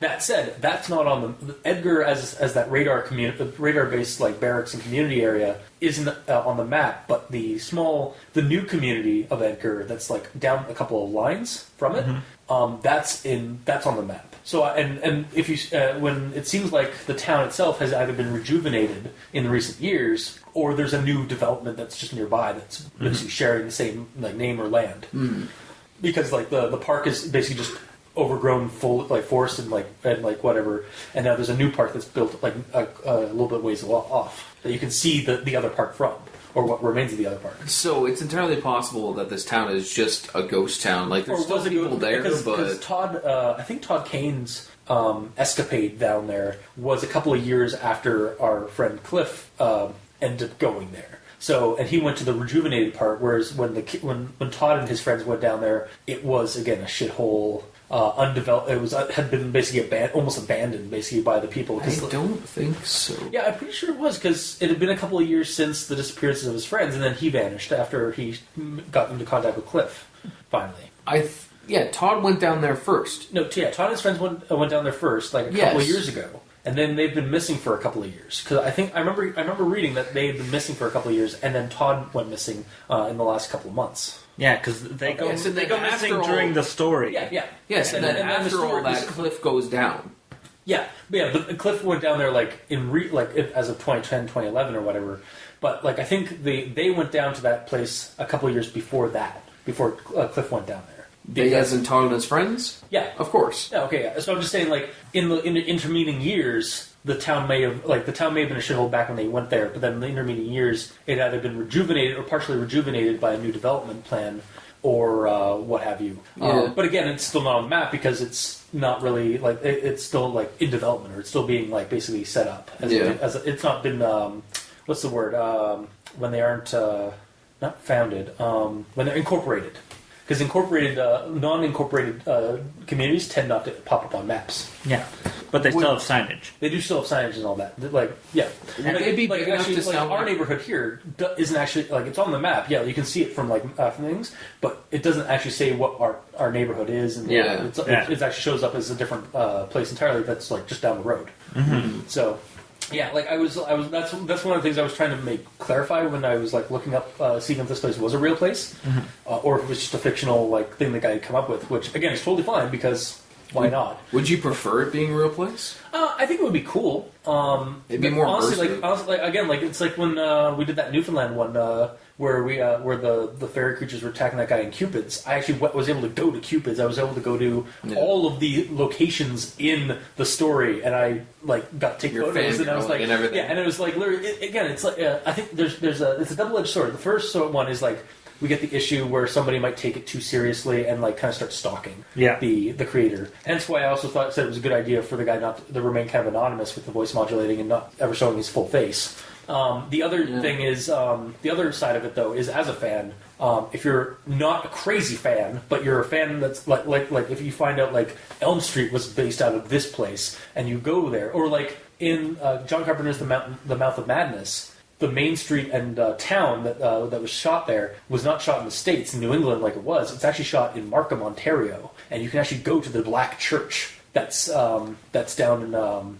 They used as a for the church in that movie because it's actually an old like Roman Catholic church that's recently been closed, and you can actually see the place, and you can walk down Main Street, Markham, and that's where they shot that movie. Yeah. It's like walking into your favorite horror movie or walking into a creepypasta itself, and like getting that next level immersion. So what's the downside of that? The downside is the fans that take it too far and like try hunting down, try following and stalking the people who wrote the story because Well, that's the thing. Just because he chooses a location doesn't mean he lives there. No, that's totally true. It could just be like something that, like some place that they used to be living in, and now he's somewhere else. So he's using the old place again. It doesn't even have to be somewhere he's ever lived. He could just literally look on the map and go, "I like the layout of this town." That I've been there a few times. That park is at the edge of town near a bunch of forests. Yeah, that's cool. No, that's even totally, have to be there. That's totally the case. Yeah, or that could totally be the case. But like I find for Slender vlogs and some of that, and even this is kind of a partial vlog because it does go into vlog entries.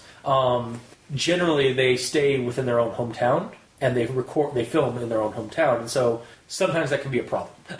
As it has become like there's been a couple of Slender vlogs that have actually shut down or like canceled themselves because they were dealing with hate mail and people who were actually coming to their house or coming to their neighborhood looking for them, like people who took it too far. Yeah. I guess like the safest way to do it is go to a nearby community, not specifically where you are. So that you go there to work, you come home. Or don't mention that you live there. Yeah. Like, hence why I've never mentioned where we live. I've only given we live in like Ontario. We live near like maybe somewhere near this place or this place, but I've never given the exact location. I don't think. You wouldn't want your followers to show up and just have a huge cultist meeting. Yeah. Do you have a name for your followers? The spaghettis. No, that's complete bullshit. I have no idea what our fans call themselves. Oh, okay. If we have fans, any? No. If we Are have we just talking to ourselves here? If we have fans that have come up with a name for themselves, they're just our listeners. There are fans. Like, there are commenters. Like, we get emails, we get comments. That's all I need. Like, I don't. Yeah. Oh yeah, totally. Yeah. Anyway, back from that tangent. Yes. Sorry, Mikey. Alright. I swear we're not trying to derail you. So, the E now stands for exasperated. another issue that I had was the blog post entitled "The Final Photos of Todd Cade." Okay. And this is where we get the PDF. Yeah. Yes. And there's no photos. Okay, yeah. I mean, no. Well, it's in the title, and there's no photos. he describes photos. The photos are what starts the whole situation. But yeah, he also did tell Cliff not to put the photos up until a couple of entries down the road where he's like, "This is the photo that Todd took." and it's and I've cropped it as much as I can just to get the just to get the Seedeater in pitch, and then we see like that cool looking mask that somebody obviously propped up or did. No, it's his face. Clearly. Jeez, get into the immersion here. I'm trying. Isn't that hard? I got immersed when I was reading the story. I don't have to get truly immersed when we're actually reading the story or when we're discussing the story. You read the story, you get immersed, and now we're like commenters here, commenting on the entries. Oh god, I've become the commenters that yes, and I'll be the guy that says this. Poop. All right. Go on, Mikey. All right. So, this right here, for me, was the final straw in the repetition portion. Just straight up copying and pasting. No. Well, yes, but no. Okay, what is... So, in the posting... Yeah. Which one? Entitled The Red Book. Okay. It's where he posts a page from the book. Yes. So I'm reading everything, looking at the page, reading the page, and then I get to say, okay, now I gotta watch this video because he has a video for it, and he just explains what is exactly in the page. Counterpoint. I watched the video. And then the page. And listened to the video. Like didn't even have the I like browsed through the quickly like skimmed through the. You saw that nothing happened. Nothing was happening. Like he wasn't showing anything. So I just basically listened to it while I looked at the page. That's probably the smart way to do it. But yes, like I mean, he posted the page. I think secondary, right? Like there's the video and the video was and then the page was basically just to show like that he did actually was reading it off of a document. Like it wasn't he wasn't bullshitting. Yeah, it's just proof. Yeah. But yeah, for you, like you're reading everything. So yeah. At that point, and to your credit, like at that point, we weren't really getting it. Was kind of slowly transitioning to a vlog. Yeah. And at that point, we were still in blog mode, where we were supposed to be reading and checking out photos and stuff, not listening to videos. I don't know. I think it was pretty constantly video by that point, as far as I recall. This is Red Book, so this is after. There were two Red Book entries, and then there was a couple of like scattered. After that, there was a couple of blog entries. Yeah, but before the Red Book was his first video entry. Then he did a second one, and then he did an interview, and then he got the Red Book. Yeah. And I think the next one after that was him like actually going to the park or the Grove Park, and then after that was basically goodbye, and then his confession, and then his. Well, those aren't all videos, but yes. Yeah, and like he did, like it was a transmedia project, like it was a cross media project. Like there was video, there was photos, there was written content, PDFs you had to read. It was again like as an ARG goes, it was. And it was all there, like you could go to it as long as the links were wasn't. Dead. Half of it wasn't there. Okay, the links.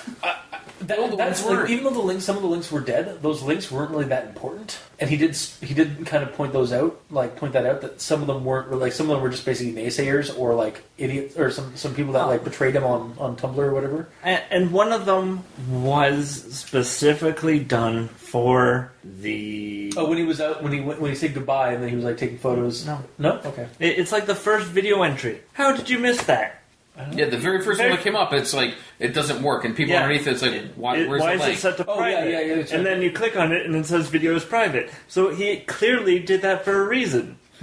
And I figured, like, at that point, I made a note. I'm like, okay, this got posted here. This first commenter said that the video was broken here. At that point, I'm going to check back in the story and see if something happened at that day that he had to turn that off. But no, it's never explained. I wonder if maybe that was one that showed his face, like, fully, and he decided that he was not going to show his face. Yeah, but why not just edit it and make it audio format? Yeah, I'm not sure. Because I mean, again, at that point, I was at some point, I was just kind of I checked the links, they're broken. All right, well, that's obviously not important then right now.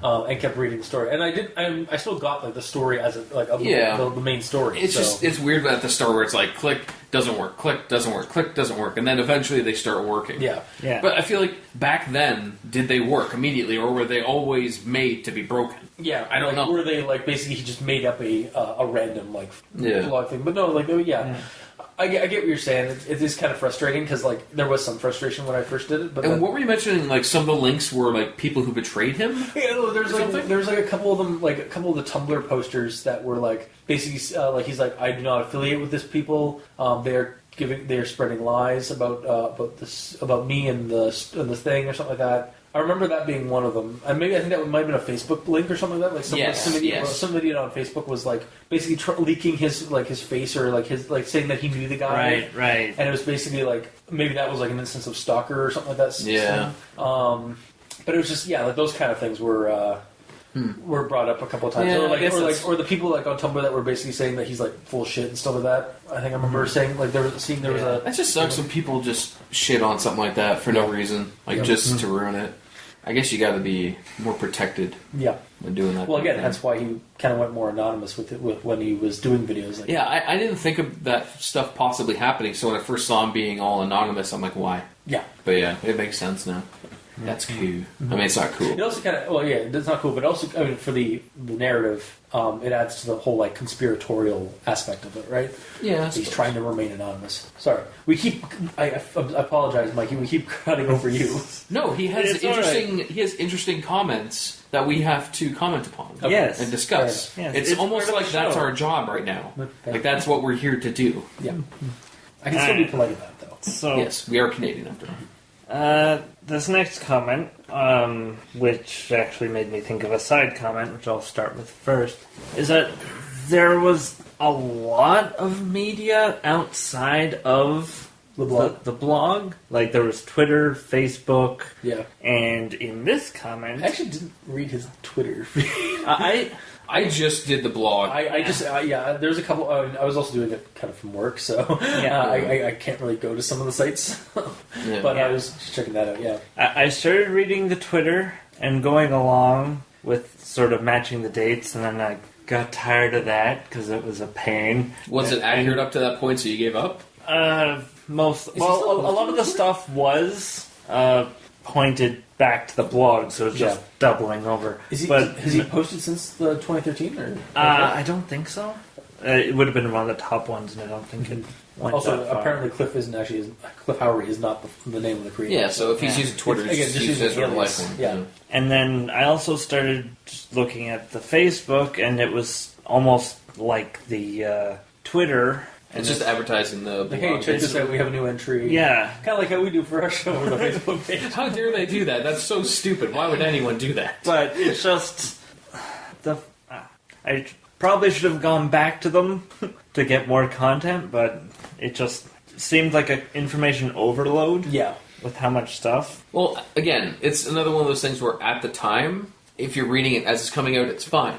Yeah. Following them on Twitter, fine. You get notification. Also, like, it's not always. They don't always do it just like to do cross media. Like, oh, I'm going to post stuff here, I'm going to post stuff here.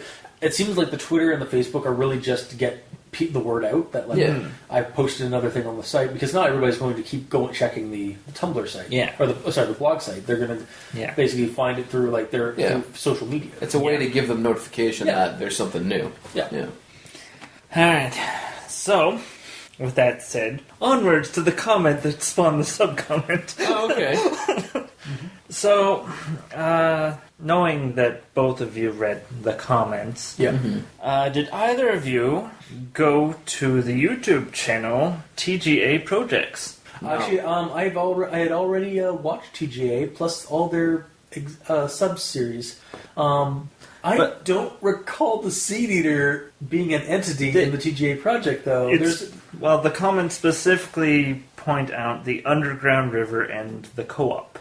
Underground River and the co-op? Where an entity shows up in those videos. Oh, right. I do remember that entry in TJA, right? Yeah. I do remember that, because in TJA, it's Slenderman vlog. Yeah. It's a Slender vlog, but it uses other entities as well, like the blind girl, who's this creepy gray-skinned, like it's actually they're friends of the 502 guys. The girl. If you were to watch some of the behind the scenes channel videos that they have, the girls that are helping them do the makeup and stuff like that for 502 are them, are the TJA project. They're the ones who are friends with Zach before he goes crazy. But yeah, anyway, I do remember. I remember there was because they had TJ had a daughter.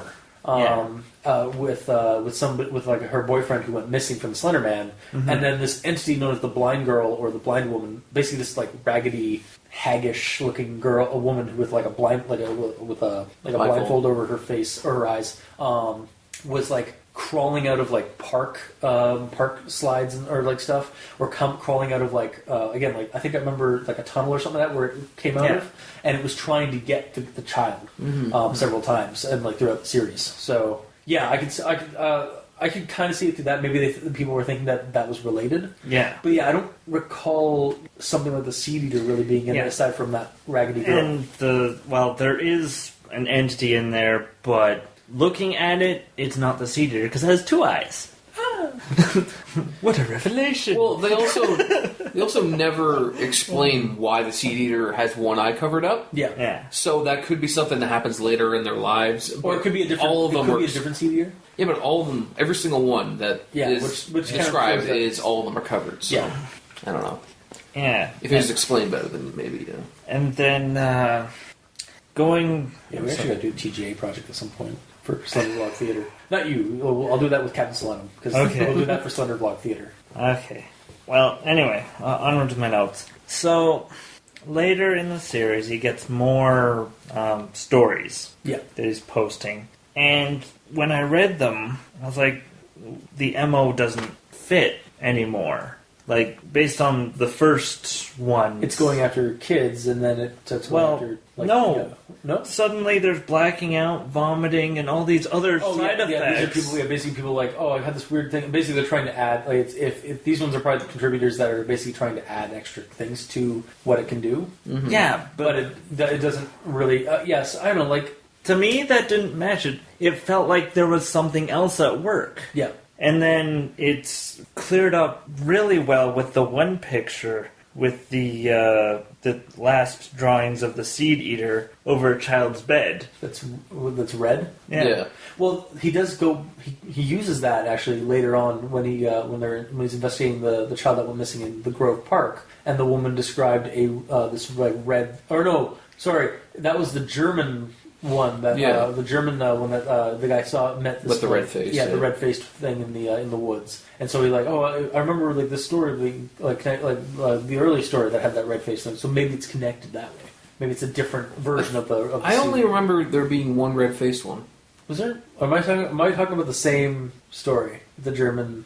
I don't know. No, I'm with you there. Also, German one red-faced. I just don't remember there being another red-faced one. Well, no, I remember him like talking about like the when the woman described that storm, that weird like swarm or like cloud mass that like there was some red light when it went over the trees or something. Yeah, like that. There was a weird red light. Yeah, and I think again, like I was like, okay. Like kind of like UFO stuff, I guess, or like some kind of weird like phantom thing. But then I was like, I think he might have tried to correlate that with the red thing, or with the red face, but who knows? Well, I can get into that in a minute. Okay, yeah, you really did not like the. I got you covered. Anyway, we're running on almost 2 hours now. It's fine. The key point that I was going on is that some of the newer stuff is clearly sleep paralysis. I'm not here.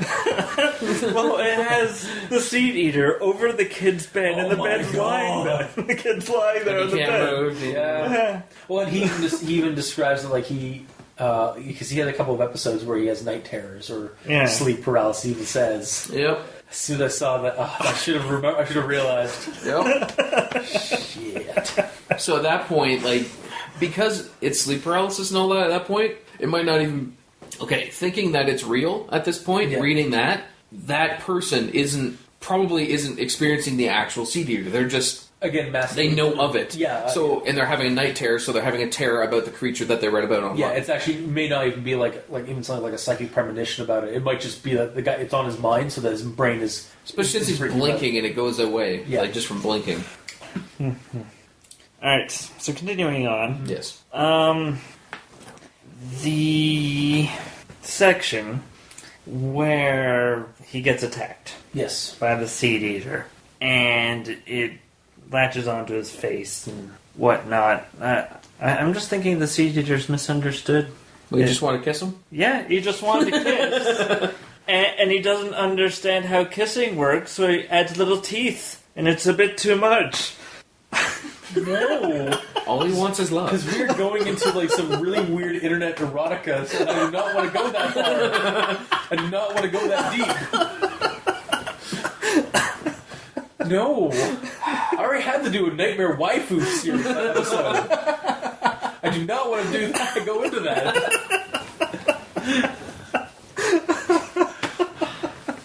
Wow. He's just misunderstood.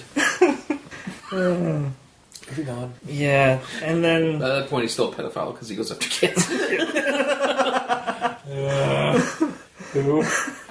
Alright, and then, in my opinion, the whole Maelstrom containment operation seemed like a cop-out. To some degree, it was a way to explain... It kind of, yeah. I will say, the beginning. You don't like them explaining things? We need explanations. No, but like I think it got too actiony for me at the end. Like it felt a little too actiony. Like it leaped up on him and he tried to fight out, throw rocks at it, and so that and it like broke his legs and then like bit into his face or something like that. It's because he is a survivor of an actual attack. Yeah, and he's able to explain how it attacked him. And then like he gets interrogated / recruited by this organization that's here to prevent it or like stop it because they created it or something. Yes. Like I feel what you mean. Until they hand him an M16 and tell him to go in there and get it, then it's not actiony too much yet. Well, that's your level of action. Like for me, like as a Slender vlog entry and like. Or as a a horror thing, I think it should have been a little bit more subtle than what it turned into. Like maybe don't just drop. Yeah, we're part of the MCO, and here's. I think maybe like hint at like these men in black vans kind of thing or something. Well, because they're trying to stay hidden, and then he goes nuts and straight up attacks them because he's like slowly over the course of a couple of years goes into madness. Yeah, attacks them, and then he's forced to be shown everything that's going on, and the people that are trying to keep this hidden. I just also think that an organization would not tell them that they're part of the MCO. Like, they wouldn't even say their name ever. Yeah. Like, if it's a government organization or if it's even a corporate organization, they would not, and they're trying to keep things under wraps, they would not tell him that they're monitoring his I think they tell him they're monitoring his website. Yes, because he tells them. See, again, if this was, and again, like if this was real life or like a real life situation, the government organization would either just execute him there, silence him firmly there, or not tell him as much detail as they did tell him. Yeah. And I mean, this feels more like a story that somebody wrote to build it, but it was kind of shoehorned in the MCO. And but here's the thing. Of that. I understand. I get you with that. But if they don't say that this stuff is happening, then how is it happening in the story? If they want this stuff to be going on behind the scenes... You parse it, or like slowly, like he starts looking into this organization, trying to find information about it, and he slowly drops information about that. Like he doesn't... In this one, it was basically all dropped into one long entry. Yeah. And the mail... Like he says the MCO and some of that, and then he says like...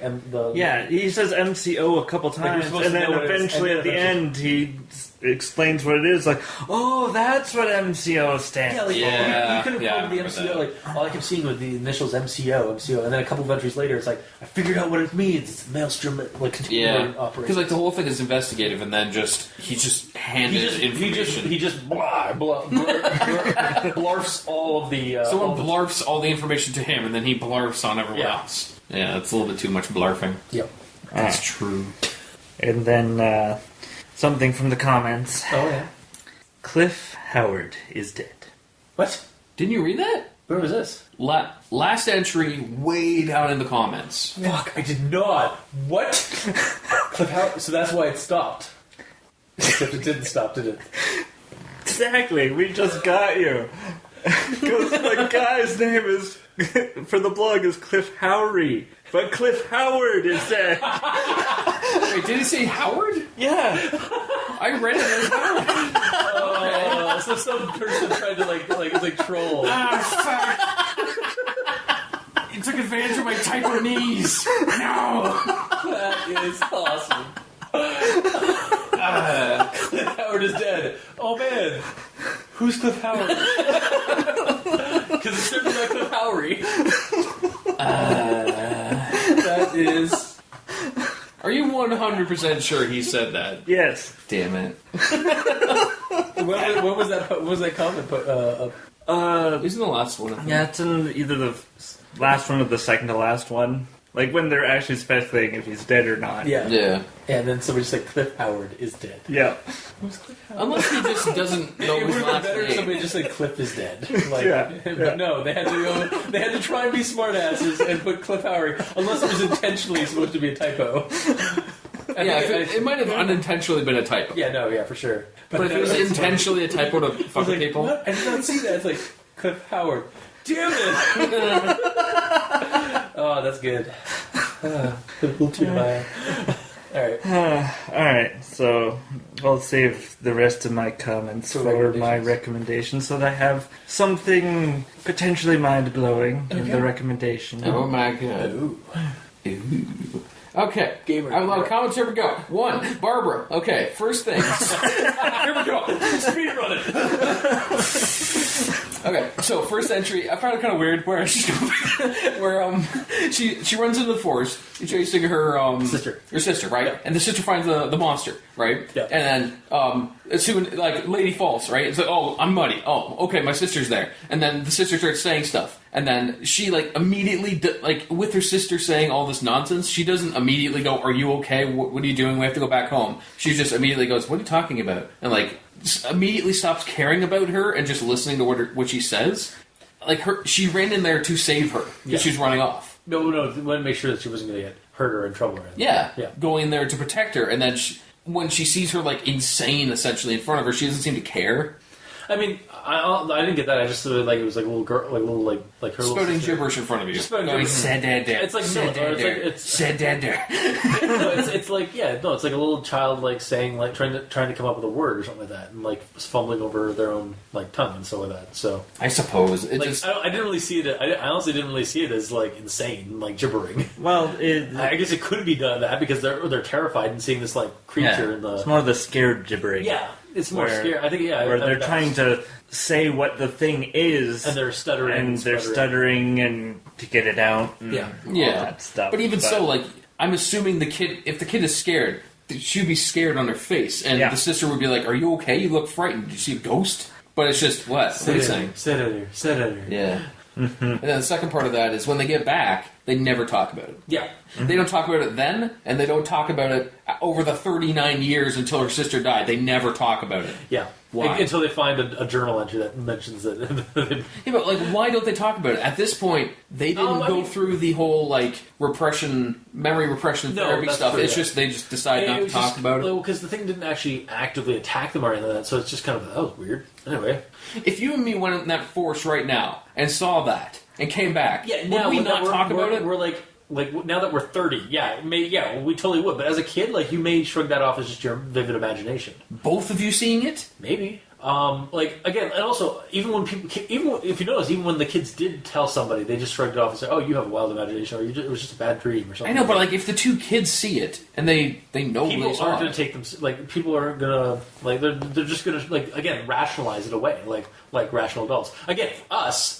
Like, in our adult lives, going out there and seeing something weird, I'm going to look at as hard and investigate as hard as I can, like Cliff Howard did before he died. Howard died again. Howard. I'm gonna have to double check that.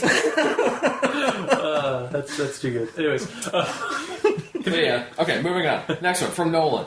So, I have a quote. When I got back to the front counter, because this is the one where he's like, he's in the convenience store with his brother. Yeah. His brother takes him there and stuff, and he's wandering around, and then he goes back to the front counter, and his brother's gone. his brother's gone. So, the quote is, when I got back to the front counter, I couldn't find Sean anywhere. So I went outside and still couldn't find him. Was the cashier not in the store anymore? Yeah, no. It's like, did they go on my only like rationalized mind of that is that for some reason the clerk and Sean, who I mean obviously they were friends, went on a smoke break around the corner. And they just left his little brother there? Yeah. That he That's the took only- with him I'm not saying for it's responsibility. I'm not saying it's a good rationalization. I'm just saying it's a rationalization. I suppose. But, like, okay, well, if he just didn't explain that the cashier was there, but his brother was gone, he would have just asked the cashier, Yeah, where my brother go? he would just ask the cashier. It's like, and then we would have him going around the building and find the creature in like the garbage in the dumpster. Was it actually the dumpster? He was actually at the dumpster, or did you just smell like a dumpster? He was at the dumpster, I think. Okay, because I thought it was just because he smelled really bad like a dumpster.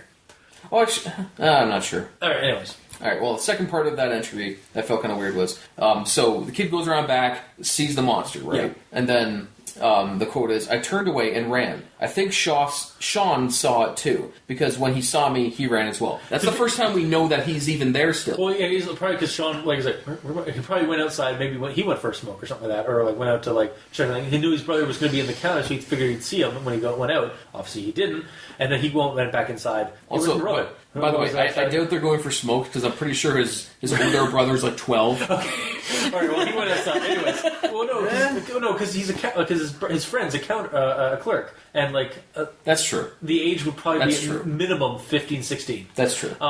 So at that point, smoking, but maybe not. I'm just throwing that in there as a plausible thing because it is a thing that people do. Anyway, so he comes back into the thing, realizes his brother is gone. He's like, where'd my brother go? And he goes back outside looking for him, and then he sees his brother running for his life.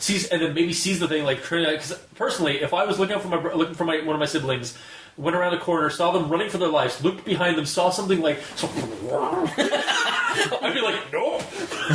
Yeah, but here's the other thing. If he's looking for his brother, like, his mom gave him to him to protect him. So it's like, oh, she's not here. Then start calling out his name. Yeah, so I'm surprised that you don't hear him calling his name first before he just immediately shows up. Think of it from a sibling point of view, like, you're not going to start off, like, shouting. Like, you may not have that initial panic. It's like, shit, he's gone. You may like, oh, he's probably just wandering around. Like, I'm sure he couldn't have gotten that far. I wasn't that long.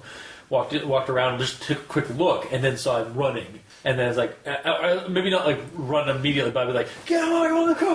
Yeah. And then they, like wait for him to get to you, and then start running with him. Yeah, I don't know. It's just Either way, there should have been more information. Like I didn't know where the guy was. It was a pretty quick. Again, a lot of these entries are very like quick and just like saw this thing when I was a kid. This is what I recall. I don't remember if that was a long one, but some of them were like long enough that you could put that simple information in. Yeah, I suppose. But I mean, like, also you're gonna remember, like, these are like recollections of childhood memories that were like 30 years down the road. Yeah. So for sure. Or up the road. I don't know, like how that. Anyway, continue. Okay. Speed run. Moving on. Okay, from Dominic. I have a quote. He was sitting at the bonfire acting like nothing happened. I wanted to talk to him about it later, but he didn't want to bring it up again. He thought it would just get him in trouble. So, what's with this fascination of no one ever wanting to talk about it? I don't like. I can see it. It is a horror movie, or it's a horror story kind of thing where they don't want to talk about it because they don't want they're traumatized. They still have almost like a traumatization of it. Okay, but his rationalization in this one. This is when they're camping and they have like teachers with them on like a trip or whatever, and they don't want to tell them because they might get in trouble. There's a dude out there, and like my eyes, they would get in trouble if they don't tell them because there's potentially a dangerous animal or person out there who could harm them while they're sleeping. Yeah, I don't know. Maybe it's just because it's a trope that I see all the time in like horror stories, or even I'm trying to rationalize, like trying to think of like a rational reason why. Because I do feel like that is something that people tend to do. Like they just kind of like shrug things off because no, I didn't see anything, and I don't want to talk about it. No, I'm not. Okay, talking about it. I'm gonna get in trouble. If you let's say. You see a thing, but you don't know what it is. It could be a bear. Sometimes kids are also like they don't want to. They feel that they're going to get in trouble, even if they may not actually get in trouble with something. I guess that's why sometimes at least in cop movies and in like cop investigation things and stuff when it comes to kids.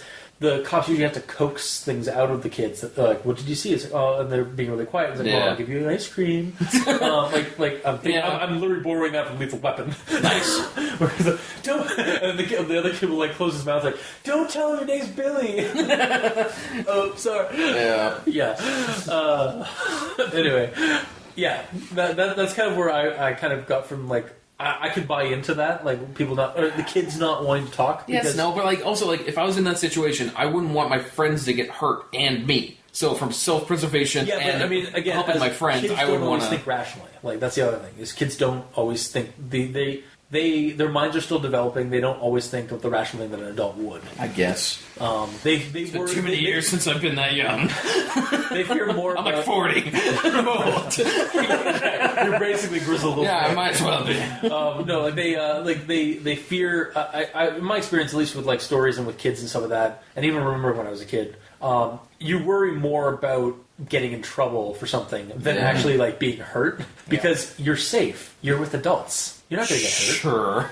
Yeah. You're more worried about what scares you than what can hurt you.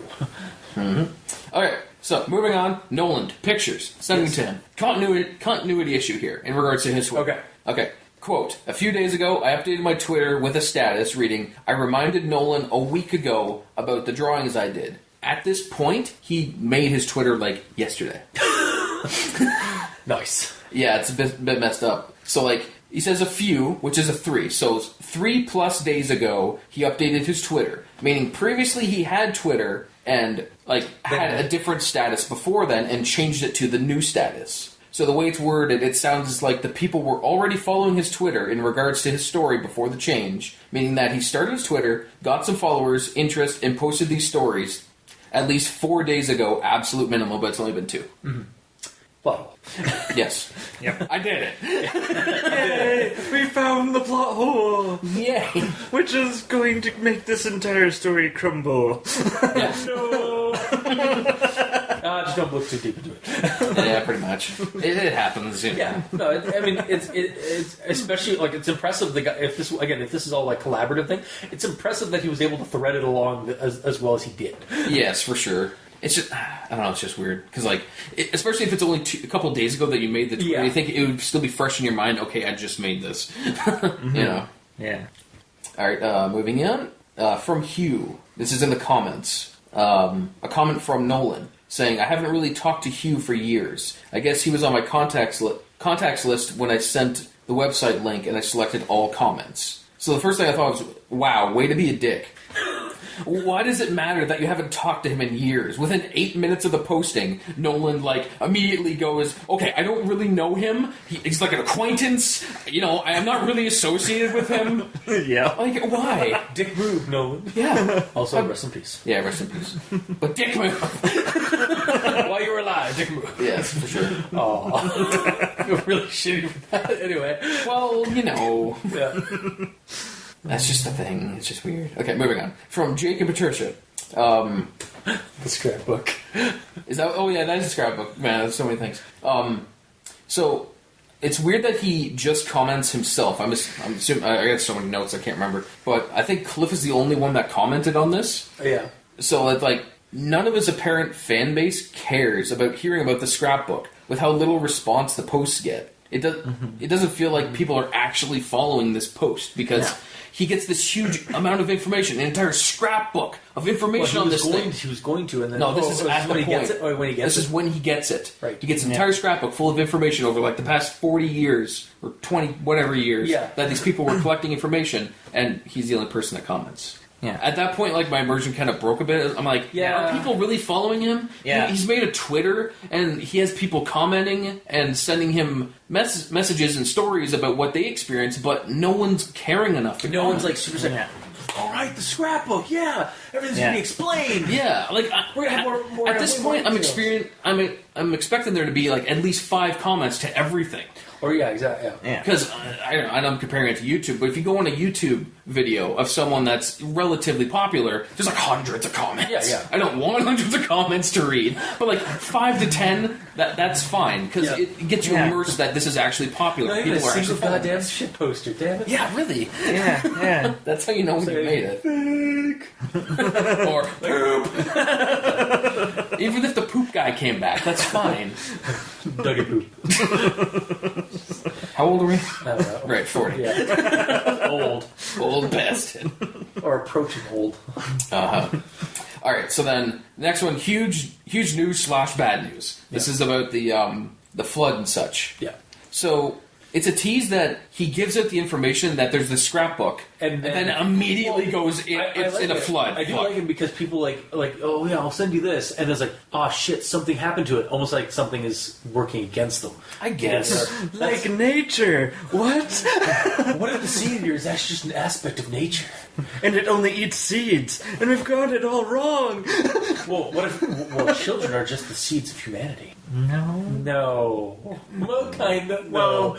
they're the seeds of the future. Bum, bum, bum, bum. Oh, that's why. Okay, so what if?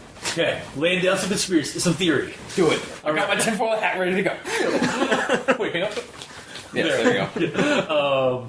So what if the Seedeater is an aspect of nature, like the happening, where it's trying to, it's actually like a reaper or a reaper of sorts that's trying to like maintain human population so that it doesn't, so the future humanity does not utterly destroy the He's our hero. He's the hero we didn't want. He's the hero we needed. Yeah, of course. By killing our children. Yeah, totally. Yeah. Also, actually, the other thing was like, what if it is like like actually some kind of weird aspect of spirit or spirit of nature? And again, like because in a lot of like history and some of that, pagan nature spirits and some of that were usually like honored or like fed or satiated with a human sacrifice, like on a seasonal basis. And usually were children or like young virginal people. So like they did in the Aztecs, they did in like pagan stuff in Europe, like all that kind of stuff. And it was usually to keep the crops going in the seasonal and stuff like that. So what if the Seedeater is just one of those pagan creatures from history that it's a creature of the hunt. So it's like it's like a seasonal hunter kind of creature. Yeah, theory out. I'm out. Okay, bye. Yeah, no, that's just kind of an idea that came up. So Yeah, for sure. Yeah. again, the seed of the future is like, yeah, that's exactly it. I mean, I got really excited. that's the first bit. I got really cultisty for a second. I mean, you I am normally the cultist. yeah, it's fine. Moving on. So, first YouTube link, broken, whatever, fuck it. Yeah. But what's weird is the first comment on the broken YouTube link is a year and a half later asking why it's broken. Yeah, well, because that person just found the blog at that point. Okay, but even Why so, has nobody no posted? one commented on Yeah. what was said in there. Yeah. If he got rid of it because people were being assholes about whatever he looked like or whatever, that would be there. Unless he took those out. Maybe. Which is entirely possible. But it's just weird. Again, immersion breaking. Yeah. I'm expecting more comments because this is apparently popular, but Yeah. it's not. Yeah. Well, it's popular elsewhere. It may not be popular here anymore. Like at the origin spot. Like it might be on something off of forums. It might be on Yeah. Reddit somewhere. But Or it's on the popularity when it was being posted. That's true. Yeah. Yeah. Well, it's like things like movies and shit like that. That do poorly at the box office when they first air, but then become cult classics. I guess. It's that kind of mentality to me. Like, But still, he's yeah. talking as if it's popular. Yeah. He's not saying no. Oh, he might be getting actually a lot more emails than we're actually like. May not be comments he's getting, but he's getting like a shit ton of emails about it. Who knows? I guess. Or maybe he feels like a couple of emails he gets. Oh man, I'm super popular now because I'm the internet. It's like that. I don't know, maybe. It's weird. Yeah. Alright, moving on. From Sarah, the possibly related one. So, immediately after he mentioned, previous entry, he mentioned, it's the first time that someone mentioned that the mask looked like an anteater instead of a bird. Yeah. First time that he mentioned that, then immediately there's another, Somebody emailed someone's him back. commenting saying that it's an anteater. It's like almost he thought of it and then okay, we'll roll with that and keep it going. Yeah. It's not like it didn't go back to bird that often, Yeah. it just immediately went to anteater and To be kept fair, going. even from the original illustrations, it looks like a bird, like an anteater, because of the muzzle Yeah. and stuff. Well, when you're... Less of a bird, because the bird, if it was a bird, it would have it would be more beak-like. But this thing, Yeah. definitely is not a beak. It's, But from far away, it would look like a bird. Yeah. Because it's Yeah. long and you can't tell. Yeah. But Yeah. up close, yeah, it makes sense. But it's just kind of weird, like, the first time he brings that up and then it just continues immediately after with it. yeah, Alright, I found when the ordinances first showed up, yeah. Yep. I kind of didn't really like it because I felt like the Seedeater went to a lawyer and had him write up binding contract to hand to people. And a couple of people were commenting about Yeah. that. But at the same time, like again, then we get into the explanation as to where they came from, and it makes a little bit more sense. It's actually not from the Seedeater itself. It's from people who have had to deal with the Seedeater and basically had it ruin their entire fucking community. Yeah, but like, I wish we knew that before. Well, because the weirdness and like lawyery and it just adds to the story because we get this tidbit and we have no context, and then we get he does some more digging and gets context, or he because he keeps going and like trying to figure it out, somebody gives him context. yeah, but, So it then thus like gives us. You see it as like an inconvenience. I see it as like it's foreshadowing for what's to come. okay, but if he reads that and sees this really weird technical thing, what's your first thing you think about? It's like, how did this happen? I would honestly think that. So the next comment. My thing on that is that somebody also knows about this thing and has set up these rules because they've dealt with it a lot more than this guy. Yes, so as soon as, like, if I was Cliff, when I posted that, right under that I'd be like, who thought up this information and how can I get in contact with them? I want to know. He doesn't mention it, but I mean, like, it is, I don't know, like, I feel like it was kind of insinuated that that's kind of what was going on. And then, yeah, like, some of the commenters were like, what, did Seedeater just get, like, a lawyer or something like that? Or, get somebody, possess somebody to write these down? Well, and what the comment said was, like, did the Seedeater literally come down and just tell someone to write stuff Yeah, down? yeah, and, like, but at the same time, like that's, no, that's stupid. It was obviously, like, another group that's dealt with the Seedeater before, and they're trying to warn or stop Cliff from interfering like he is. Yeah. That's the first thing I thought of when that came up. Yeah, but just, I don't know, it's handled weird. I guess it sounded too contracty and not culty enough, I guess, for this weird creature. It basically suddenly turned into Fight Club. Yeah. I suppose. I don't know, Like, it should be like, thou shalt not, blah. And so, well, like, because it's a mystical creature of sorts. So it's weird that it's a legal document. The group and cult are a community, or like a modern folk. Like, at the very least, 60s, like from the mid 60s, 50s to the 90s. Like, because and actually, when we finally get the book, and we get that, and they transcribed those ordinance, from biblical tone. I mean, like, I'm all for it too. Yeah. Like, I'm all for being like super culty and thou shalt not. It makes it more mystical. But when at the same time, I'm still fine with the other one because it's basically just a new version of what that other one is. I guess. But again, at this point, we didn't know where this even came from, so I didn't. Exactly. It was just some random guys like. Well, no, you did actually in the comments of like one of the later ones. Somebody's like, "Stop! What are you doing? No, don't talk about him! No, you're going to interfere with the hunt." And you're like, "What?" And then he gets that comment about, he gets that post about people start looking and the ordinance and stuff like that. Yeah. Like, it popped up on X threads. And stuff at the time, it was just very strange, and I had to read like a year later to get all the information of what I needed to know back then. Part of the mystery. That's the journey of a mystery. I understand that, but like, it's like they give you the information in the wrong order in my eyes. Okay, well, Yeah. fair. Well, like, if we had the book version first, would that have made you happier? Yes, Alright. Fair enough. because Because it's more... you see where it came from, and then you see where it's gone to. Instead of you see where it is and you see where it came from. I suppose. I don't know. Yeah, I guess they're both good. It's just different perspectives of it, right? Yeah. Like, I didn't hate it. It was just weird at the time. Anyways, moving on. or to put it more in, it's like me in the I could have done with like either just get rid of stop doing all the sightings after you've started escalating as much as you were, and then something just every couple of like escalated movements. There's Another post about like the sighting. It's like I don't know if this thing exists. It exists. You've fought it. You've gone down. You're in the shit right now. Yeah, You're already in the rabbit hole! yeah, pretty much. Yeah, it's like that. Where like that bugged me, where it didn't really seem to bug you guys as much. Mm-hmm. But anyway, sorry. Yeah, and honestly, kind of on that point a little bit, at this point from Sarah Redux. So despite this apparent outcry of two people, like bitching in the comments, he still continues to blog even without even saying anything about it. Like, if you'll continue or not, or ask anyone, like, he doesn't know. Like, I don't know. It's just kind of weird that, considering that these people are so, like, aggressively telling him to stop, And he just does. He gives a fuck. Well, he even mentions in the videos, and so it's like, I'm not going to stop. I'm not, what kind of person does this? I mean, he's motivated. He's devoted. He's motivated To his own death. No, he's motivated to finding the truth about what the hell's going on. Like he's Mulder. He's legit, like, just basically the same mentality as Fox Mulder. Like, everyone's telling him to just not look into it, and so he just won't stop. At that point, we've already established that he doesn't follow rules. Yes. And when you tell him to not do something, He's gonna do it. Yeah. It's like, don't press that giant red button. What? That red button is literally hooked up to a laser that will shoot you in the head. I want to touch it. Shiny red candy-like button. Mm-hmm. And okay, so another part from that weird, that was weird in that Sarah one is she's talking about how his dad filmed shit, and he has a camera pointing in her room. Yeah, that she sleeps naked that's in. Really kind of disconcerting. Yeah. That's messed up on a lot of accounts. One, the dad is filming her naked, sleeping. Yeah. And two, she's openly sleeping naked, knowing that she's being filmed. Yeah. And 3, comments. Like, can you post the video? Yeah, the first comment was like, "Can I see the video?" I mean, that right there is a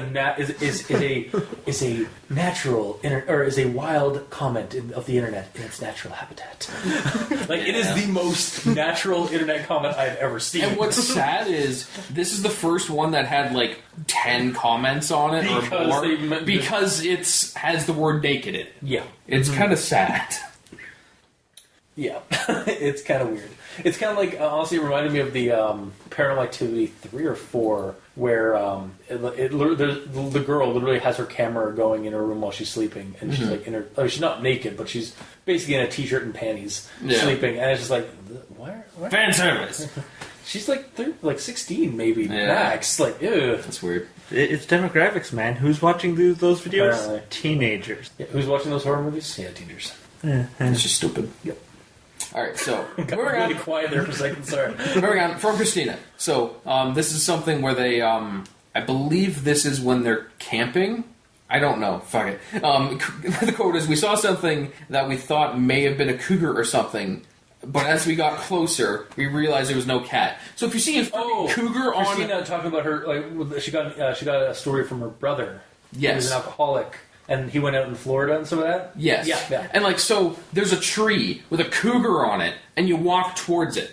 I was thinking it was just a 40-year-old.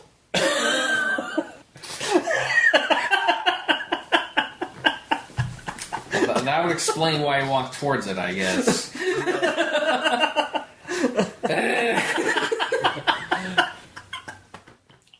Well, thinking that it is a cat and not a sexually attractive older woman, it would be weird that you would want to walk towards it and threaten your own life. Yeah. Other than, hey, look, a cougar. Let's go look at it and poke it with a stick. Yes, because they're idiots apparently. Well, just like every single character in any kind of horror story. They did have some. We already do have clarified that they do have pro-life choices. Yeah, alcoholics.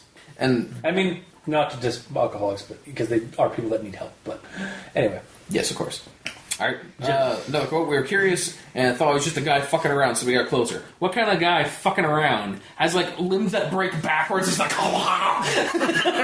like, yes, it's just a shadow, but if you see an arm bending the wrong way, you don't go, sir, do you need help?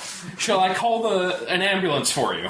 It's more like if I see something like that shambling toward me or like just like moving around like that, I'm like, nope, going the other way. Yep, you nope that shit immediately. Nope, right up the door.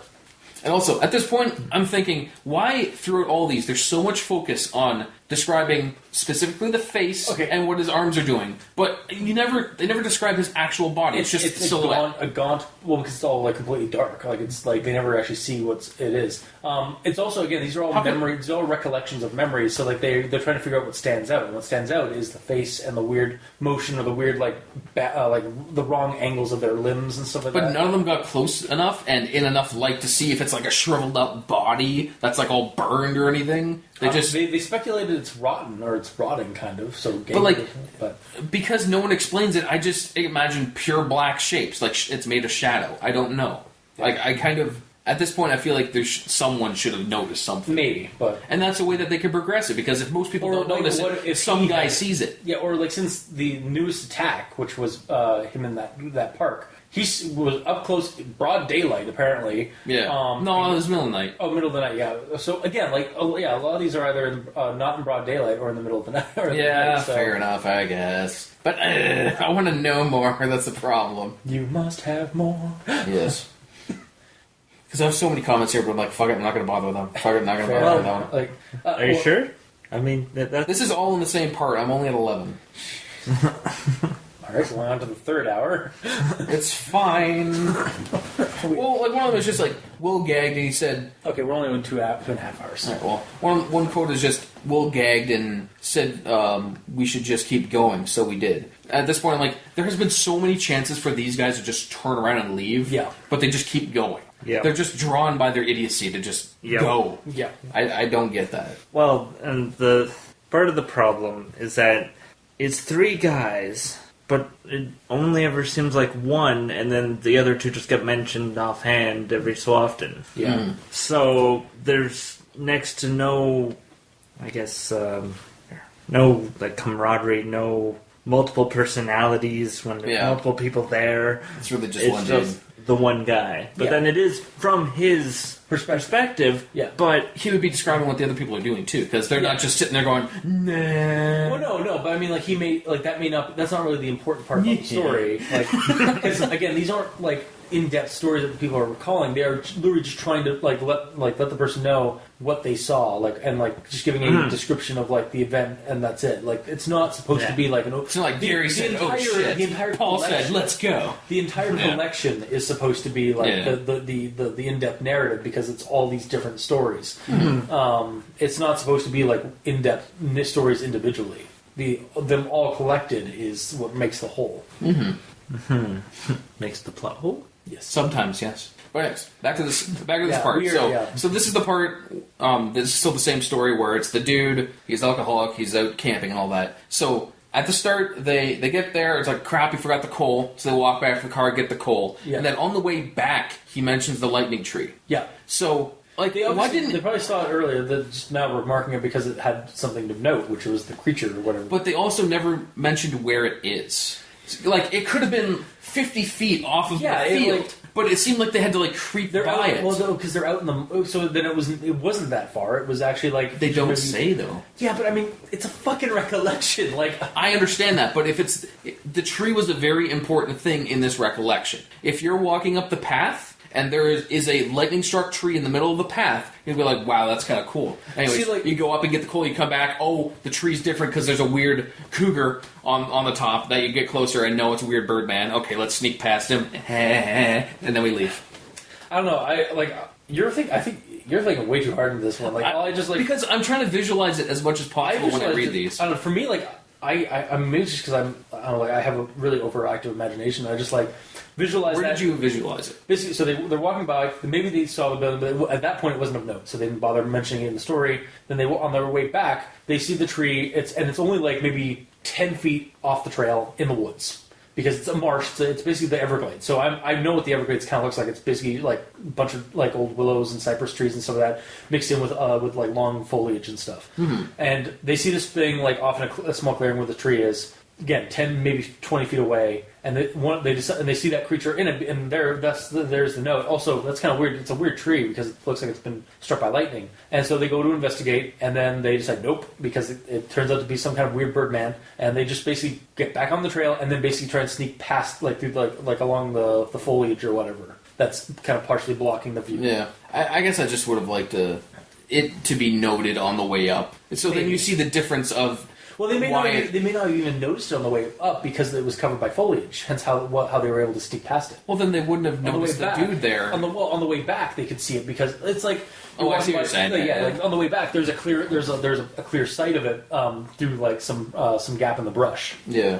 Whereas on the other way back, on the way there, it wasn't. Yeah, I hear you. That's entirely possible. I'll give you that one. Okay, for sure.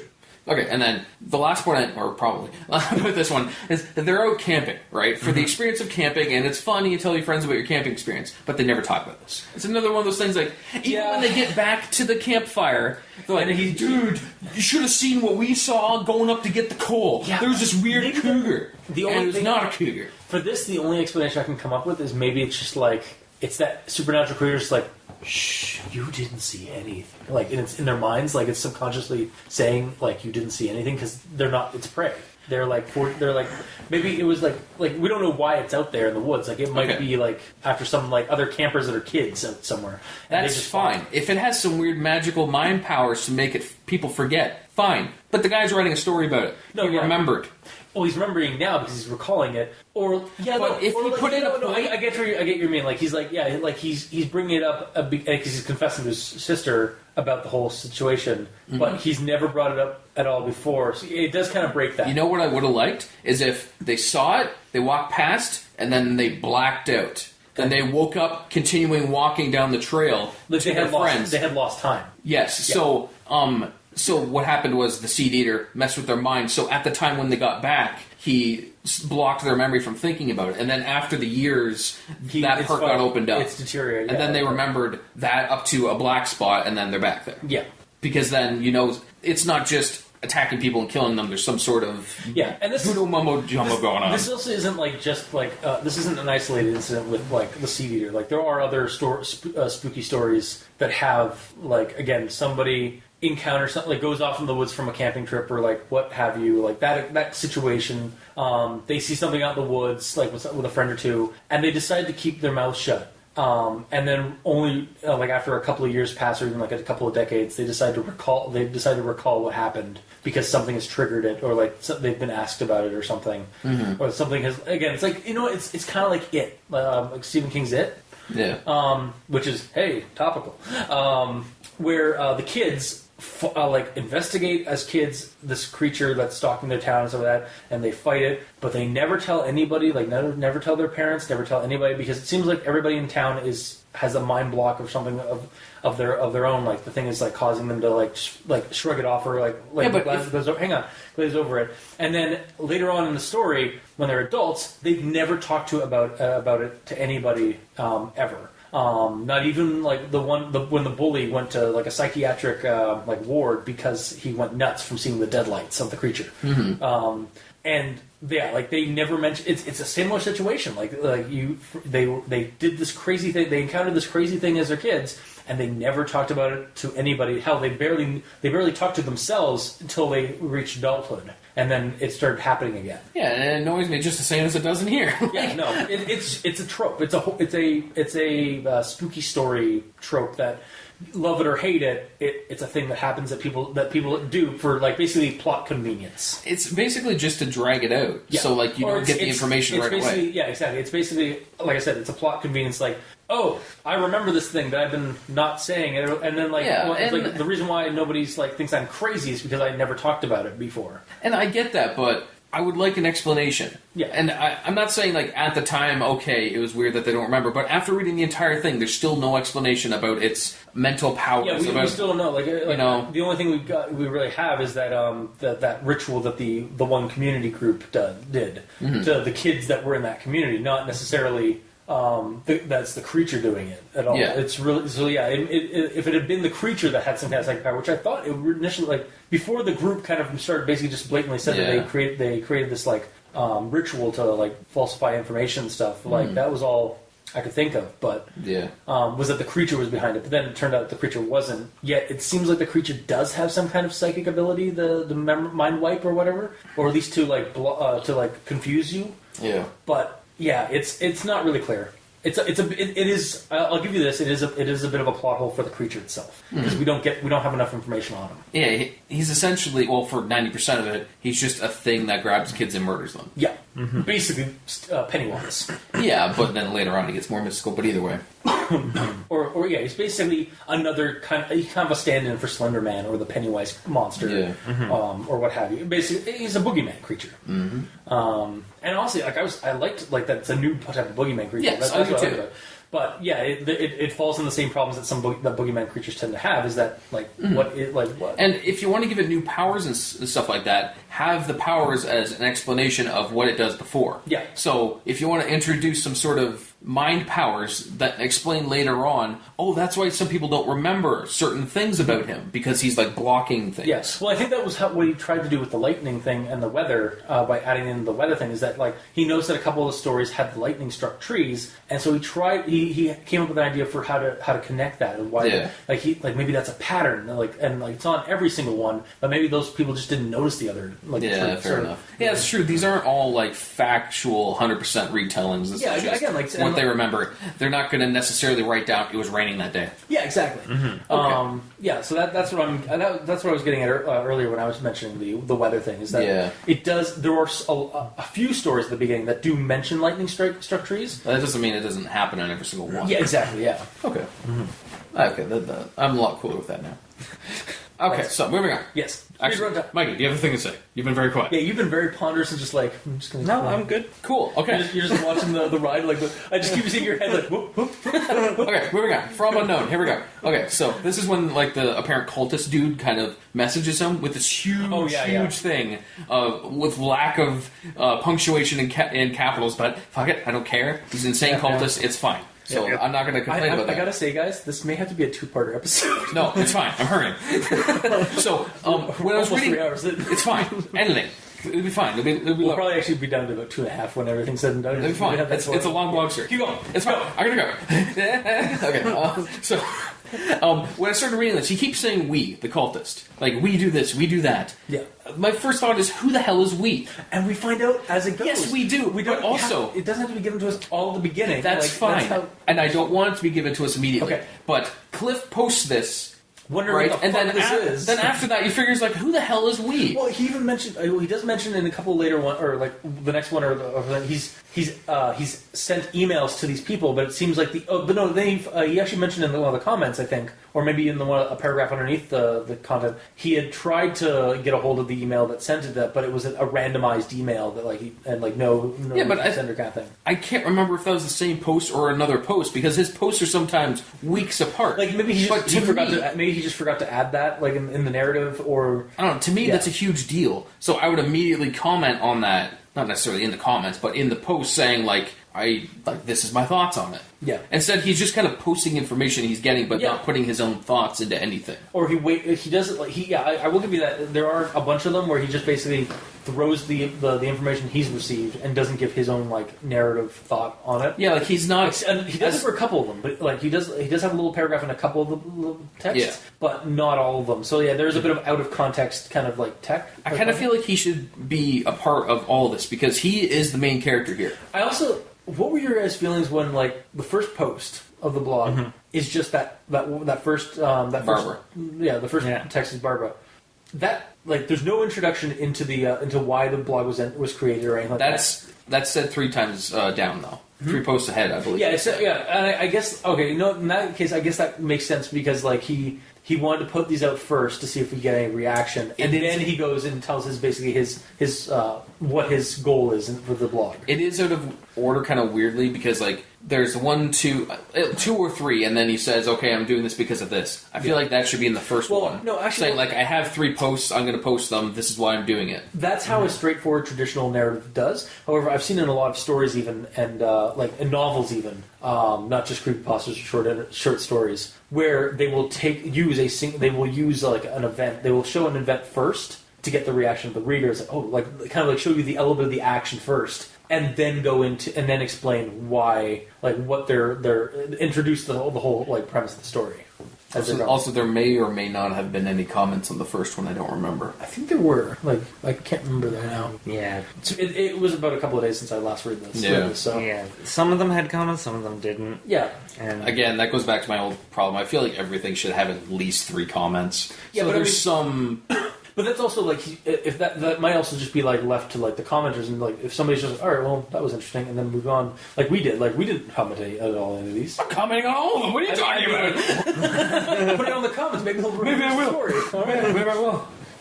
That's another thing too. Actually, there's no comments after 2014. I think you said. Yeah. No, there is one. I saw one for 2015, and it's basically just bitching about how the series is really there's a lot of plot holes and stuff. Almost it's almost like they're doing our job. Well, actually, I was is that Mikey?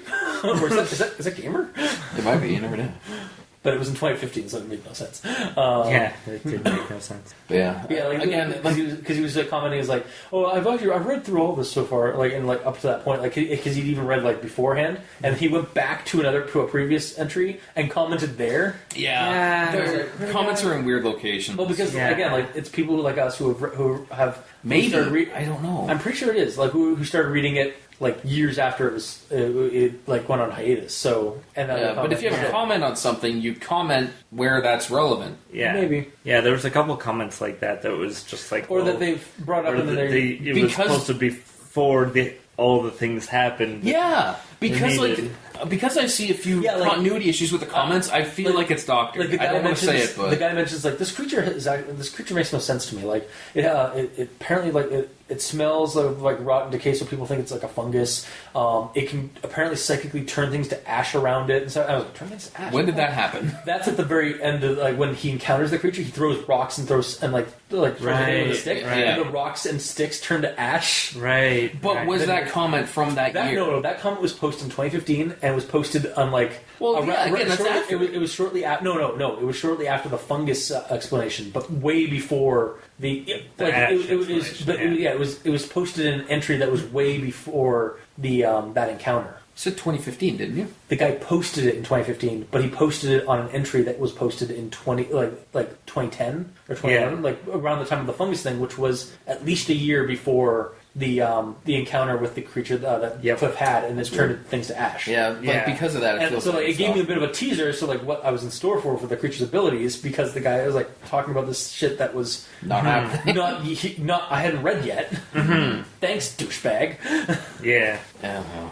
Spoilers. It's fine. Moving on. Okay, Yes. one called Sleeping. Okay, it's on a Wednesday. Okay, and then it says, since last Tuesday is the quote. So does that mean yesterday or last week? Because he's been having like trouble sleeping. Last week. But when I hear last Tuesday, if it's Wednesday, the last Tuesday was yesterday. No, last week. It's like it's the problem everybody has with next Tuesday or this Tuesday. Yeah. Well, next Tuesday is the next Tuesday that comes up to me. If I was to tell you, I've had times when I've said, so we're going to do this next Tuesday, and it's and Monday. You mean next week? Yeah, and it's Monday, and I've literally had somebody call me the Tuesday, like the day after. The day after, it's like, all right, so what's going on? I was like, I said next Tuesday. Yeah, that's this Tuesday. That's this Tuesday. I guess that's the best way to think of it. Like this, using the word "this" is for this week. Yeah. And then last week and next week. So next week's Tuesday. Yeah. This week's Tuesday. Yeah. Okay. Yeah, we are going like. I live under a rock. I'm sorry. I love how like I went like I'm just gonna generalize like the whole like go over like my overview problems of the store and like what I liked and what I didn't like. You went a little bit more in depth, and you've gone super in depth. This is like the first grammar thing I've talked about. No, but I mean like you've been going like story by story, entry by entry. I have things to say on all I understand. It's just I'm just remarking it as being interesting that like we've been like basically descending from like more and more generalizations are like super thorough, like and like mine were thorough, but just like overarching. Like, I wasn't going to waste my time on. I'm not wasting my time. I'll be real quick. You're slowing me down. Alright, next. Alright, in the comments, there's a quote. Clearly holds some magic capability. Since when has it had magic at this point? I don't remember of it having magic. All it's done is move creepily and exist. Awkwardly angled limbs aren't magic, as far as I know. Yeah, so a shit poster. Well, that's true. Kind of refuting the again, we don't really know how this thing's moving around and like traveling. They've already sort of explained some supernatural aspects, which could be considered magic. Like what? I think at that point we have the only kids can see it or something. This is also still in 2010. Yeah. Maybe we'll talk a few. We'll see. Anyway, there's a section in there where it says like only kids can see it, or something weird like that. And I kind of just thought that it only goes after kids. That's why kids can only see it because it waits for kids to be alone. Yeah, but I don't know. Maybe that's why those those guys that were camping in Florida thought they saw a panther. Maybe it appears differently the older you get. Well, at one point, it camouflages itself for adults. Maybe the reason it doesn't go after. Maybe the reason it doesn't go after seniors is because seniors just becomes a kitten. Yeah, sure. Then they just have one in their house. It becomes super harmless. Yeah. No, it becomes that cat that goes and sleeps next to the person who's about to die next. Wow, that's a way big pullback.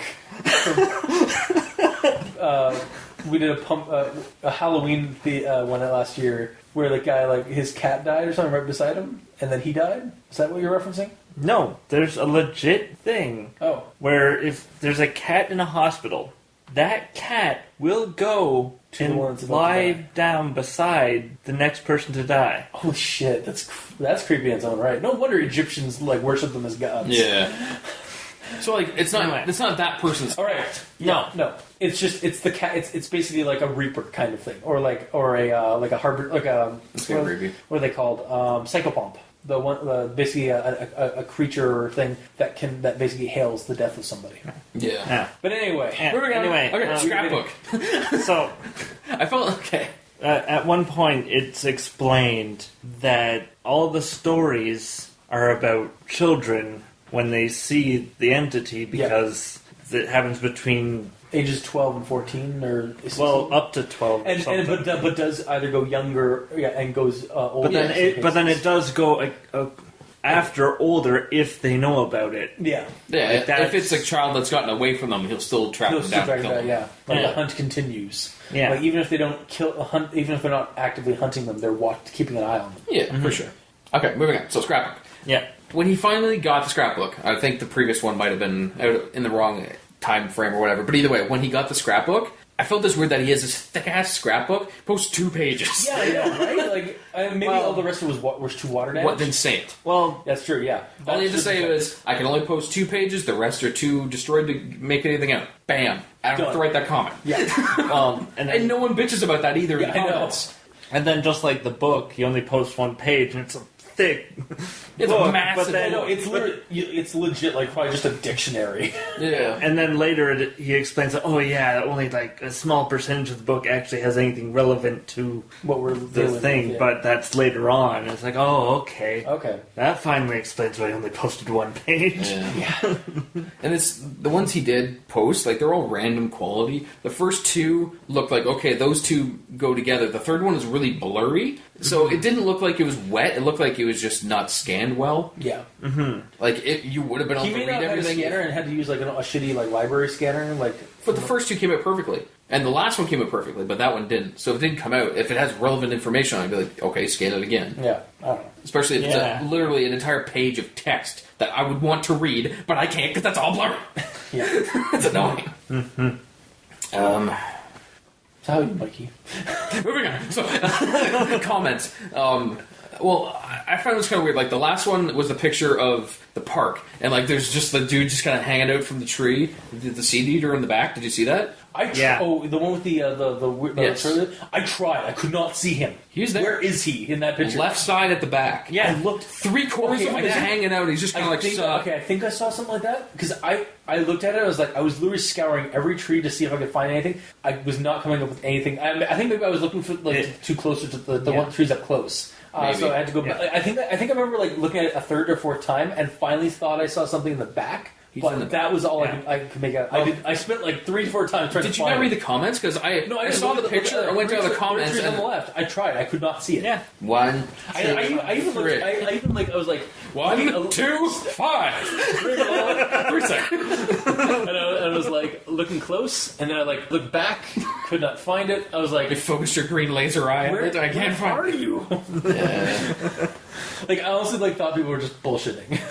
Like the first time I looked at it because like, where are you? No, I was like Yeah. seriously trying to find it. I could not see it. I'll show you it after this. Yeah, Okay. yeah, we'll show it to you. Okay. Alright, so next post is 2 months later after he gets the scrapbook. Yeah. And he's bitching because he's short on news. He has an entire scrapbook of news. Again, he should have said that. I honestly think that he probably thought he probably meant to put like that there wasn't much in the scrapbook because it had been destroyed by the rain, Yeah. by water. Okay. But we never got. He should have said that. But if real people are commenting on this, why has no one complained about that? In the next post, like, you have no news? What else is in the scrapbook? You only showed us a few Exactly, yeah. pictures. Yeah. Because of stuff like that, I keep getting more and more disconnected from the comments being real. Yep. Yeah, that could be it. Yep. You know, it annoys me. Like maybe he's like made a couple of different. A lot of them are anonymous, so it could just be Yes. like Yeah. him just basically And there's a logging few out. character. Him just logging out and based just ones. putting in his own stuff. Yeah. Yeah. I mean that's something that ARGs do too. Like they make up they make multiple characters and basically just ARG and make it seem like it's like there's more people actually looking into it than there are. Again, you're trying to create that veneer of fiction, like or that veneer of like reality by adding things, and he's just not thinking about certain things. Like because you're one person, you're not going to think of everything. That's why editing is so. But another important. thing too, if you have a group of like 10 friends, Yeah. You get them to make all different character accounts and comment on every post you do. Yeah, like read this. Even if you don't have it open so other people can comment, you have this group of people commenting and making it feel real. In an ideal situation, that's what you want. Yes. Sometimes you don't have those 10 friends. That's for sure. Like, and I'm not meaning that you don't have friends. I mean like you don't have 10 friends that are willing to do that. Yeah, for sure. So. Luckily, I have a blackjack, and I just abduct my friends and put them in front of a recorder. Yeah, I wonder why I just black out and wake up here every time. Oh, fuck it, I'm here. Okay, so from the entry from Jean, this is when there's a group of friends going down. One person gets injured for whatever reason. They start throwing up or something, so they have to leave the group, and the rest of the group continues on their trip. Yeah, they go to the cabin. Yeah, right? The motel is all full, but the guy gives them there's a shitty cabin out in the woods that he and their friend goes to the hospital, so they go up there. And it's apparently like a 10-20 minute walk into the woods to get to this cabin. Yeah, which is sketchy, but whatever. Either way, so the guy wakes the girl up because he has to go potty. And he doesn't want to go alone. And he doesn't want to go alone. I'm sure he's a grown-ass man, but whatever. Either way, it's dark, I understand. So she leads him down to go to the bathroom, and then immediately leaves him. You're out of here. And then on the walk back, she encounters the Seedeater in the woods. And runs to the cabin and so that. Sits there with a knife, letting her friend get murdered. Yeah, falls asleep, wakes up the next day, her friend's not there, goes back to the motel, friend's not there. They go to the cops come in. The cops seem to know what's going on because as soon as they get the description of it, they're like, oh shit, another Seedeater victim.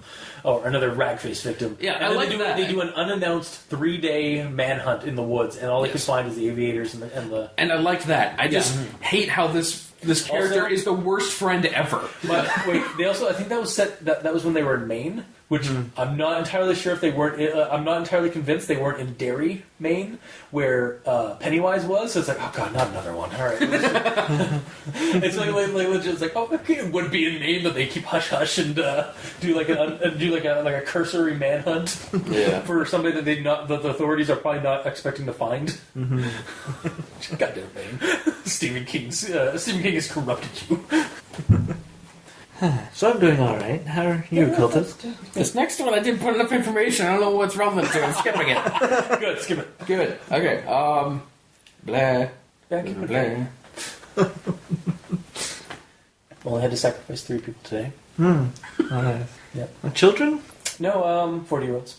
Oh, so old people. Yeah. Oh, well, whatever. They had to come. Yeah. Yeah, but they were all bad. I'm sure. Any cougars in the mix? No, all dudes. It was a sausage fest. Oh. Well done. Moving on. That's all staying in. Sure. Why not? All right. Now that dude that comments his entry in the in the 2 or 3 entry, like he's actually putting his entry in there, and he's like it's like right there beside him. Like I find it hilarious that he keeps clicking on new comment and typing shit in every time. It's coming for me. No, I won't talk to you. No, I said I'm not talking to you. Shut the fuck up. Like he would, if this was actually happening, we're meant to believe it's actually happening. He'd be posting his story and then like. It wouldn't even post, honestly, because he wouldn't hit enter. Or it would be a bunch of random letters from him getting thrown on the keyboard and hitting enter by accident. That, like, seeing just a bunch of mashed letters at the end would be like, what the fuck happened? Yeah, exactly. That would work. Although I think I do actually kind of like, all right, send this one part. And then it's getting a little bit closer. It's like, send. No, fuck up. And just like, dude, if it's coming for me, I'm not going to sit at my computer. Yep. If this shit's actually happening, I'm on the move. See, it's a weird. It works for phones. Like, it works for phone calls and for recordings and stuff like that. For audio recordings, it does not work nearly as well with typing because you have to literally hit send. Yeah, and the only other comment I have about that comment about him putting it in there, he has really good grammar for how apparently scared he is. Yeah. Like I was looking through there, I'm like, wow, this is really well thought out and it's all punctuated properly. If I was actually freaking out, I'd just be like, yeah, exactly. You know, just and it's why audio works better than the text. Yes, for sure. Because it is a little bit more believable. Mm-hmm. For sure. And then later on, he's mentioning the person who posted that. His name was like Yerf. That's the guy's entry. Yeah, but he's saying like his account apparently doesn't exist anymore. Oh no! So he no longer exists. He's become a Seedeater. So the Seedeater went onto his computer and deleted his account. That's why things escalated. The Seedeater saw the entries on the guy's computer, and he found the internet. Dun dun dun dun dun dun. Move on. Yeah, totally. All right, now about the PDF. Calm down. No, this is gonna be very quick. PDF. I don't like it. I like the story of the PDF. I don't like that it's PDF. I honestly think it should have just been an because entry. His entire thing is he hosts a thing that he posts words on. So we download a thing to load up a thing that he posts words on. He couldn't have done in sections. It was a project originally, right? No. The explanation is that there was supposed to be pictures. You download the PDF, you read all the way to the bottom, and there's no pictures in the PDF, and it pisses you off. Did he say that there's pictures? Yeah, they did. Well, the pictures that he got from his mom. Because This is the Todd whatever. Yeah, no, Todd Cade. No. This is the final photos of Todd Cade. Yes. Is where the PDF is. Yes. So you're thinking, okay, we're finally getting photos. Yes. And then you download the PDF, you start reading, and he describes the photos. And he describes the photos, but there's no photos. Yeah, well, he also was told by Todd to not release them until he think he was ready, and then Todd went missing. So he then changed the title to the. Well, and then at the very end, when he did the goodbye picture, he did release one photo that was was doctored in the fact that it was cropped so that you could only see the Seedeater's face. Mm-hmm. He did do that for reasons. Because apparently it was in the same photo of one of the kids looking up and smiling. Oh, was it? Okay. Yeah. Which, by the way, if somebody was taking a picture of that kid with laughing at this thing, and I was like, "What the fuck is that?" Unless they didn't see it, maybe they focused on the kid, or maybe again, like we said, only children can see it. Yes. Maybe and the camera, and the camera is a the camera is a. The camera was made last year, so it's still a kid. It's only a year old. Yeah. So. Yeah. Mm-hmm. Yes. All right. One of my few grammar Nazis things. Okay. With this PDF, at the start it says compiled, edited, and wait. On the very first page it says compiled, edited, and by Cliff Howry. It's kind of funny how this slipped by the editing. It should be compiled and edited by Cliff Howry. Right? Yeah. Him saying that he edited it is the only part that needs editing. Unless that's a clue that this entire thing is bullshit. No. That Todd Cade doesn't exist. He never existed. And that it was because it's compiled, edited, and by Cliff Howry. Cliff Howard. Cliff Howard. Totally.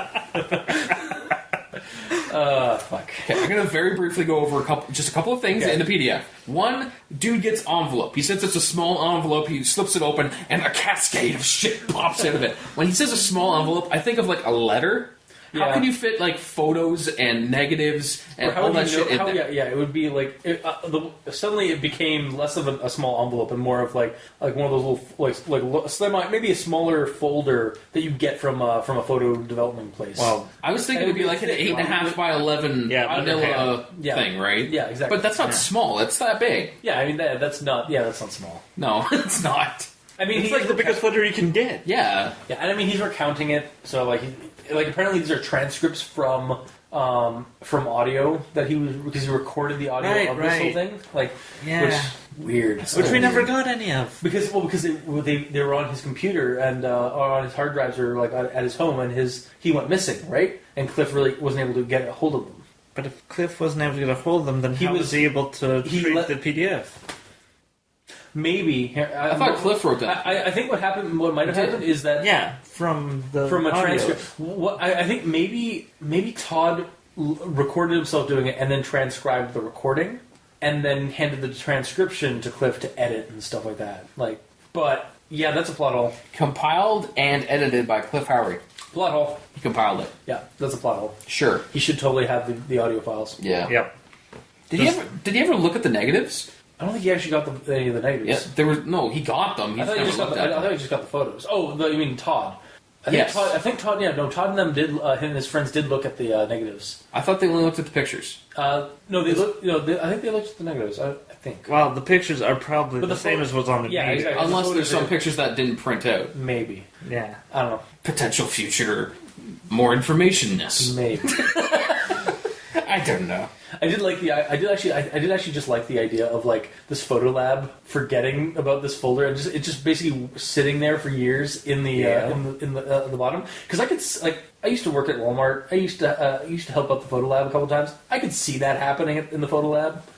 And I mean, this isn't a photo. It's not specifically said that this is a photo lab from a Walmart or something. It's probably just a photo, like another photo place. But I could see like somebody forgetting about like a bunch of photos, a bunch of like folders that they were supposed to mail out, and then like apologizing with like a letterhead or like a piece of paper note and stuff. It's like, we were supposed to get through this. I'm so sorry.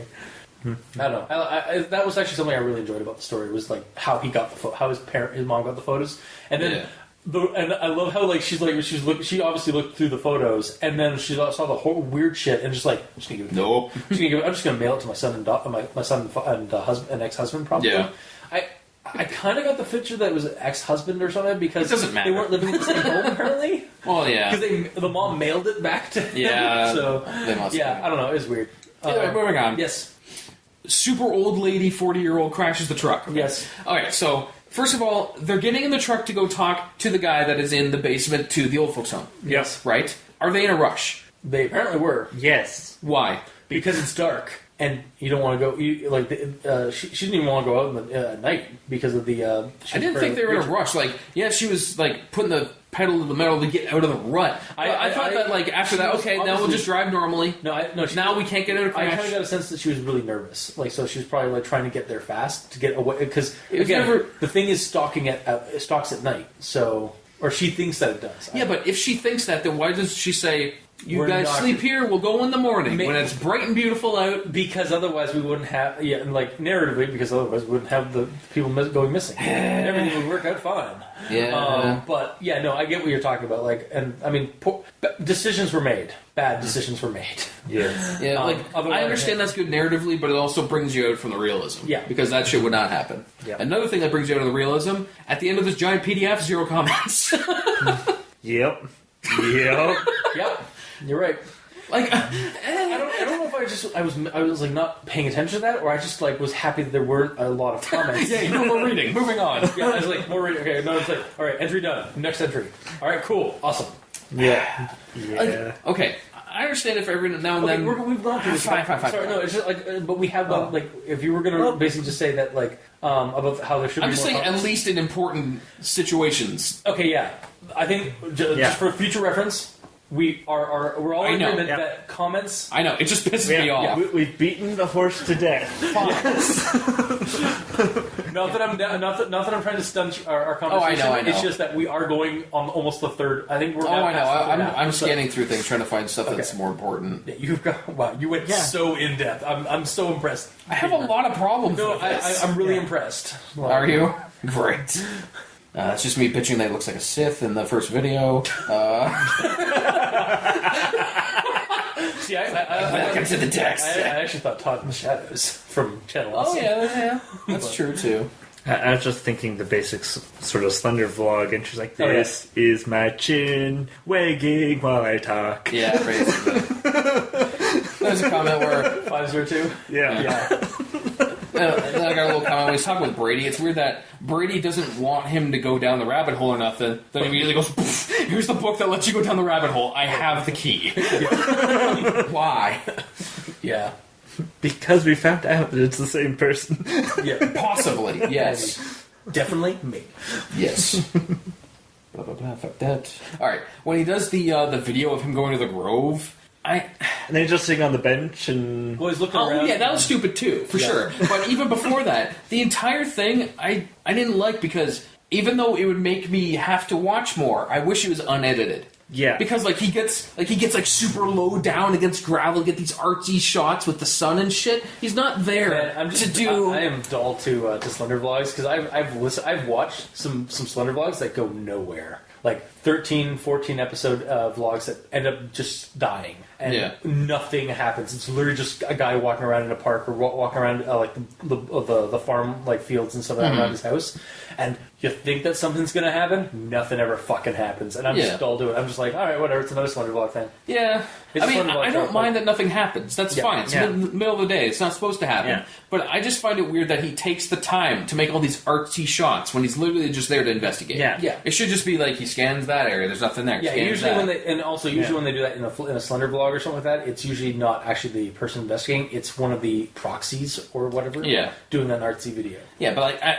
it's basically less is more. Yeah. I think it's more simple. Like more, keep it simple, stupid kind of. Yeah. Also, like you mentioned at the end, it was stupid that he puts it there as like recording the side of his jeans as he's talking to you. Yeah, why not just have voiceover while you're looking at things? While he was on that bench, I was kind of hoping, not even really expecting, but hoping that something was going to start crawling out of the trees behind him. Yeah, that you could see, because you could see a good decent view of the trees, like the clearing. Those 2 or 3 trees that were like separated by a little clearing, and then like behind him on the other side was just like an open field. I was super expecting like again somebody in like a weird like Seedeater costume just like start running. I would have loved that. That would have made a reason that he put it down to videotape his jeans. Yeah, or to just like it was like I missed something.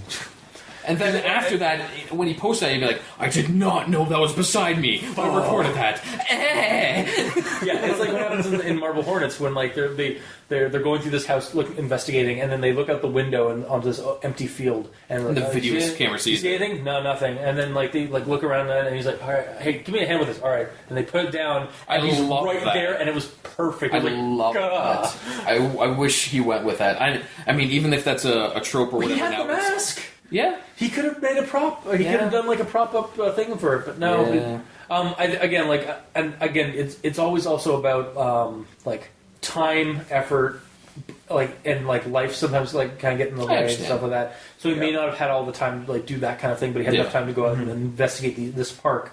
And bullshit that that's the part in question. For sure. Okay. Out of game or out of narrative anyway. So anyways, Now, to my point when I was talking about the cloud. Yes. And so the lady is with her kid at a park. And then for some reason she goes back to her house to get something and leaves the kid there. Okay, so first of all, she is at the park 9:30 at night. Alone with her kid. Yeah. It was at night. For some reason I thought it was broad daylight. She lives just across from the park, but why would you let your kid go out at the park in the middle of the night? Yeah. And then she leaves him! She literally turns around, goes into her house, and then comes back. Why not just hold his hand? Alright, I gotta go in for a minute, come with me. Yeah. What kind of parent is this? Other than a bad one. Obviously a bad one. Yes. Yeah. Also, the cloud thing, that's mentioned there for the first time. Yep. But a few posts back in the comments, somebody mentions that it turns into clouds. But that's the first actual mention of it. Yeah. But they reference it like they're talking about information they got from the Seedeater experience, but it's not mentioned until later. Yeah. Another one of the comment issues. Yeah. Right, yeah. Because I almost thought, I think that maybe that was where, what sparked my idea with the lightning was because they talked back, something mentioned in the Seedeater experience. I was like, the only thing I can think of is the lightning struck trees. Maybe that's like the connection and or something, but I don't know. Yeah. So I'm not gonna lie. It was a little bit extravagant for the Seedeater to suddenly have it can basically it's like no heart, just turns into a cloud and flies away. Yeah. Yep. Care Bear countdown 4, 3. Anyways. Then the weirdest vlog entry I saw is Ted Laramie, where he posts a video, him reacting to someone else reacting to him. I actually never watched that one. The Ted Laramie one? Why not? I never actually... I actually, when I went to... You know what? That was the one because I was at work at the time when I was reading this, and I was like, I'm gonna have to check this out on YouTube. Forgot? And I totally forgot. It's literally just him sitting there in a red shirt with his chin talking, saying that some guy commented on the Seedeater experience, and he wants to get in touch with him to talk to him more about it. That was on the blog though, right? Yeah. That video was in the blog? Yes. Okay, no, I did read that. Oh, sorry, I did watch that one. Okay, I thought it was actually Ted Laramie. Who's he talking about? Apparently some guy that had a Tumblr that no longer exists. But he didn't even put a link to it. Later on he does. And the link is dead. Yeah, and the link is dead. Of course. Yeah, there's a lot of dead links, unfortunately. I was actually happy that the PDF wasn't dead. Yeah. Because that would have been such a bad thing. Yeah. Mm-hmm. And the last note we actually talked about in regards to lightning, and it's not actually on every single one, but it could just be they're not recalling. Exactly. Yeah. So, you're done? All right, I skipped a bunch of them, it's fine. Recommendations, I guess. No. Go. No, you start. I'd honestly recommend this. I mean, it's got problems. Like, we've literally just gone in the last 3 hours doing it. Or talking Made a lot about of sense. it. But it's also got a lot of heart to me. Like, I liked the charm. It had some charm to me for it. I was very interested in the investigation aspect of it. If for some reason it comes back and continues, I will definitely be checking it out. If for nothing is that I like the Seedeater as a creature. It is an interesting, creative, new boogeyman, basically. Basically my notes kind of cover what I liked about it, what I didn't like about it, and I will recommend it. Just go in with it like with a semi-open mind, because there are issues. Well, if you catch them. Yeah. Okay. If you care enough to look at times and such. Yeah. So I, on the other hand, do not recommend it because I didn't find it all that scary, and it would have been a lot cooler if it was actually a Birdman. I disagree, but okay. You don't like the anteater face? Well, the fact The that blender face? in the beginning, Blender Man. like in the beginning, when it's first really described, you get that image of a bird Like a very man. triangular face, like he'd And stab you with his beak kind of deal. Yeah, Yeah. and it actually says beak, I'm pretty sure. Yeah, you mentioned beak a couple times, but like, Yes, but again, if you're seeing it from far away, it's something with a head that's like that. so you're gonna think as a child, you're gonna think of bird. Yeah. That's why the little kid thought it said Seedeater. Because if you Google Seedeater, you get more 3D models of this creature and illustrations, but you also get a bird that is called a Seedeater bird. So. Anyway, and to add to that, we don't have to worry about the Seedeater anymore because of reasons pertaining to. I'll interject here with a shameless self-promotion of our Patreon episodes because we're rereading stories, and this came to mind because of those stories that I hadn't read before. And clearly, we don't have to worry because the MCO released the six-legged, rain-activated paranormal entity codenamed Centaur. Really? The MCO released that? Yes. It's because it was raining in that one too? Yeah, it was raining.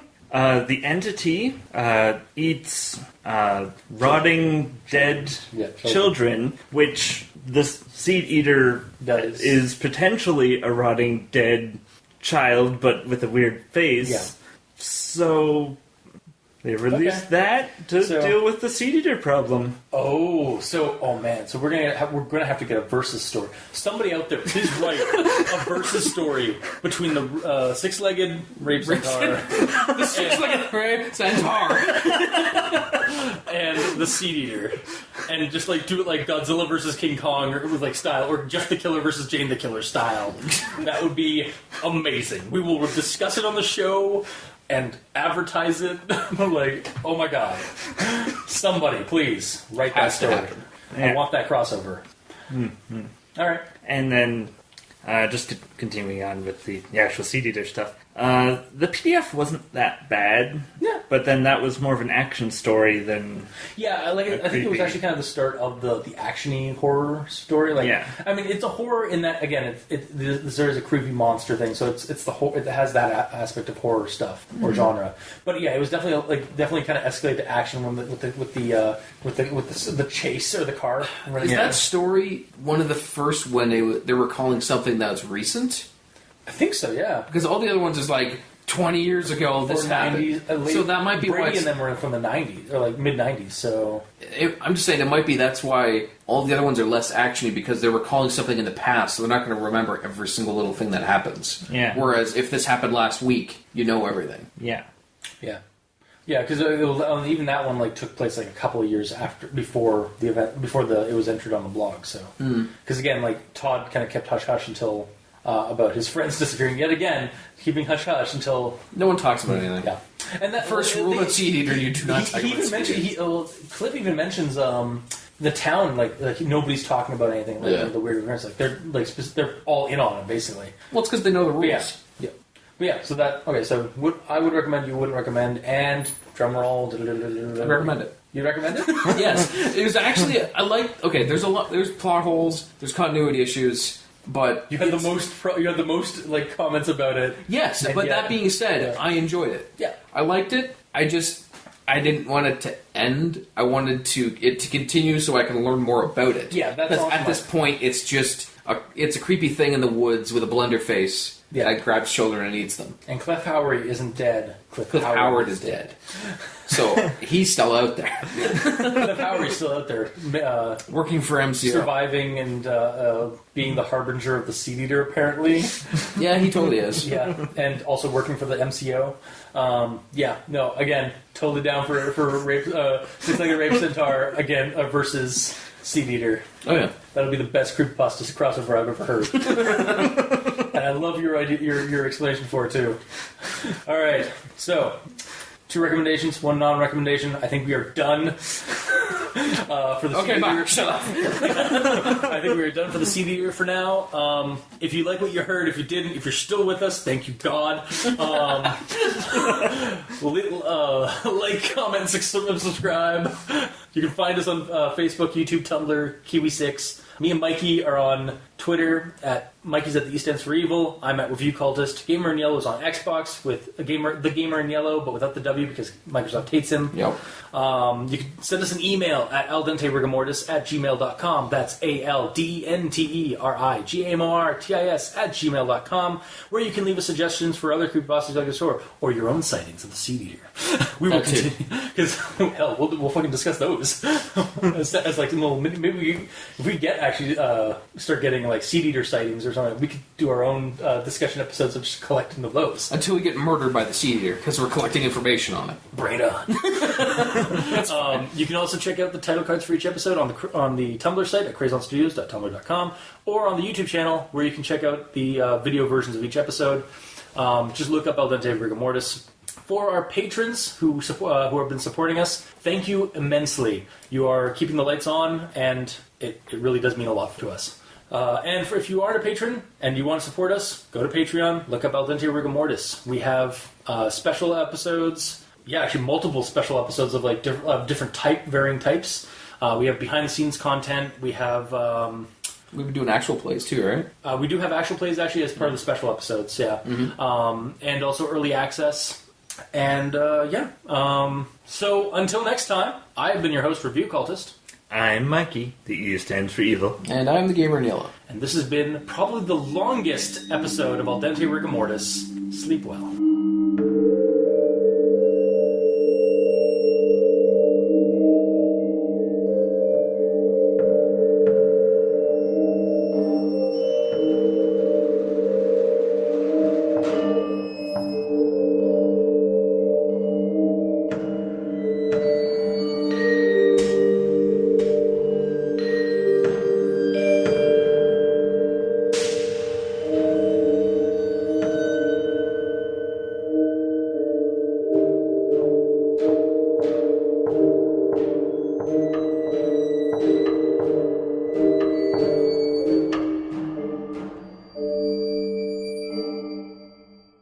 Gotta get back in time. I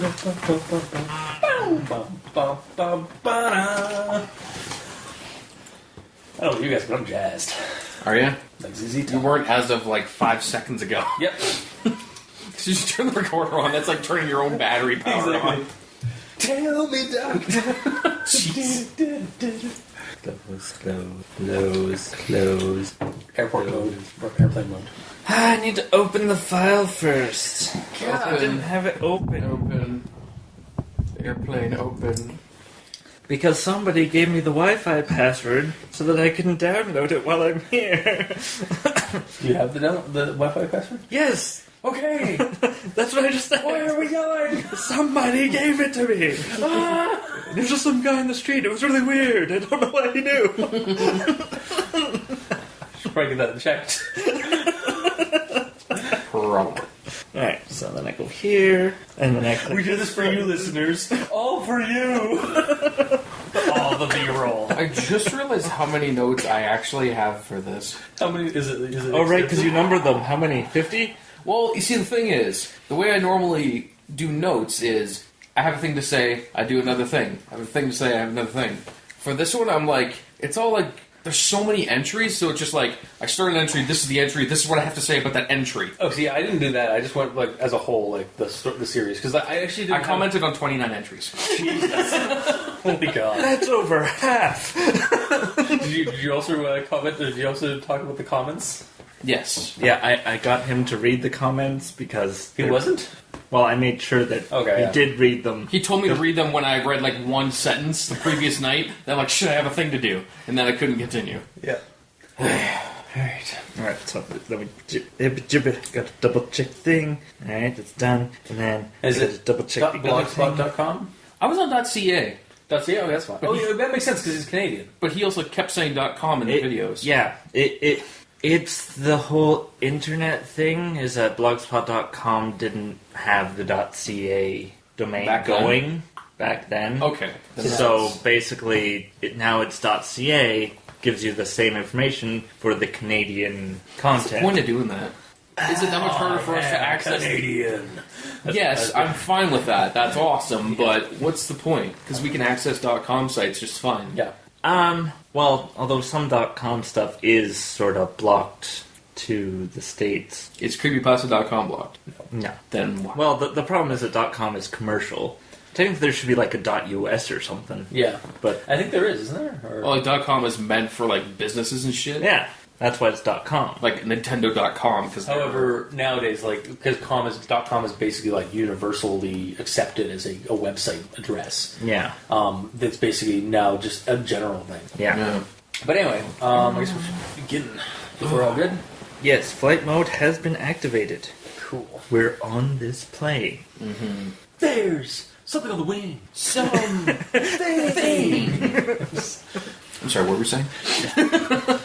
Alright. It's like one of these days I want to do a recording, or I want to do like an entry or something like that, where it's just like, we're just doing an episode, it's like, ding dong, oh, hello, oh my god! And just silence for 30 minutes, and then like, we fake some like cops coming in, it's like, oh, what's going on? Oh my god, hold your shit together, we need to figure out what's going on. You hear a bunch of gunshots, you hear a chainsaw starting up with the bed. So now you're spoiling it. Now when it happens. I'll edit all this out and put it in the back. Okay, good. So only the people who are devoted listeners for sure. listen to this. Oh god. Might not be. It is. How long is it? 4 hours. Really? No, it's 3.5. Really? No, it's 3.5. Really? No, it's 3.5. Really? No, it's 3.5. Really? No, it's 3.5. Really? No, it's 3.5. Really? No, it's 3.5. Really? No, it's 3.5. Really? No, it's 3.5. Really? No, it's 3.5. Really? No, it's 3.5.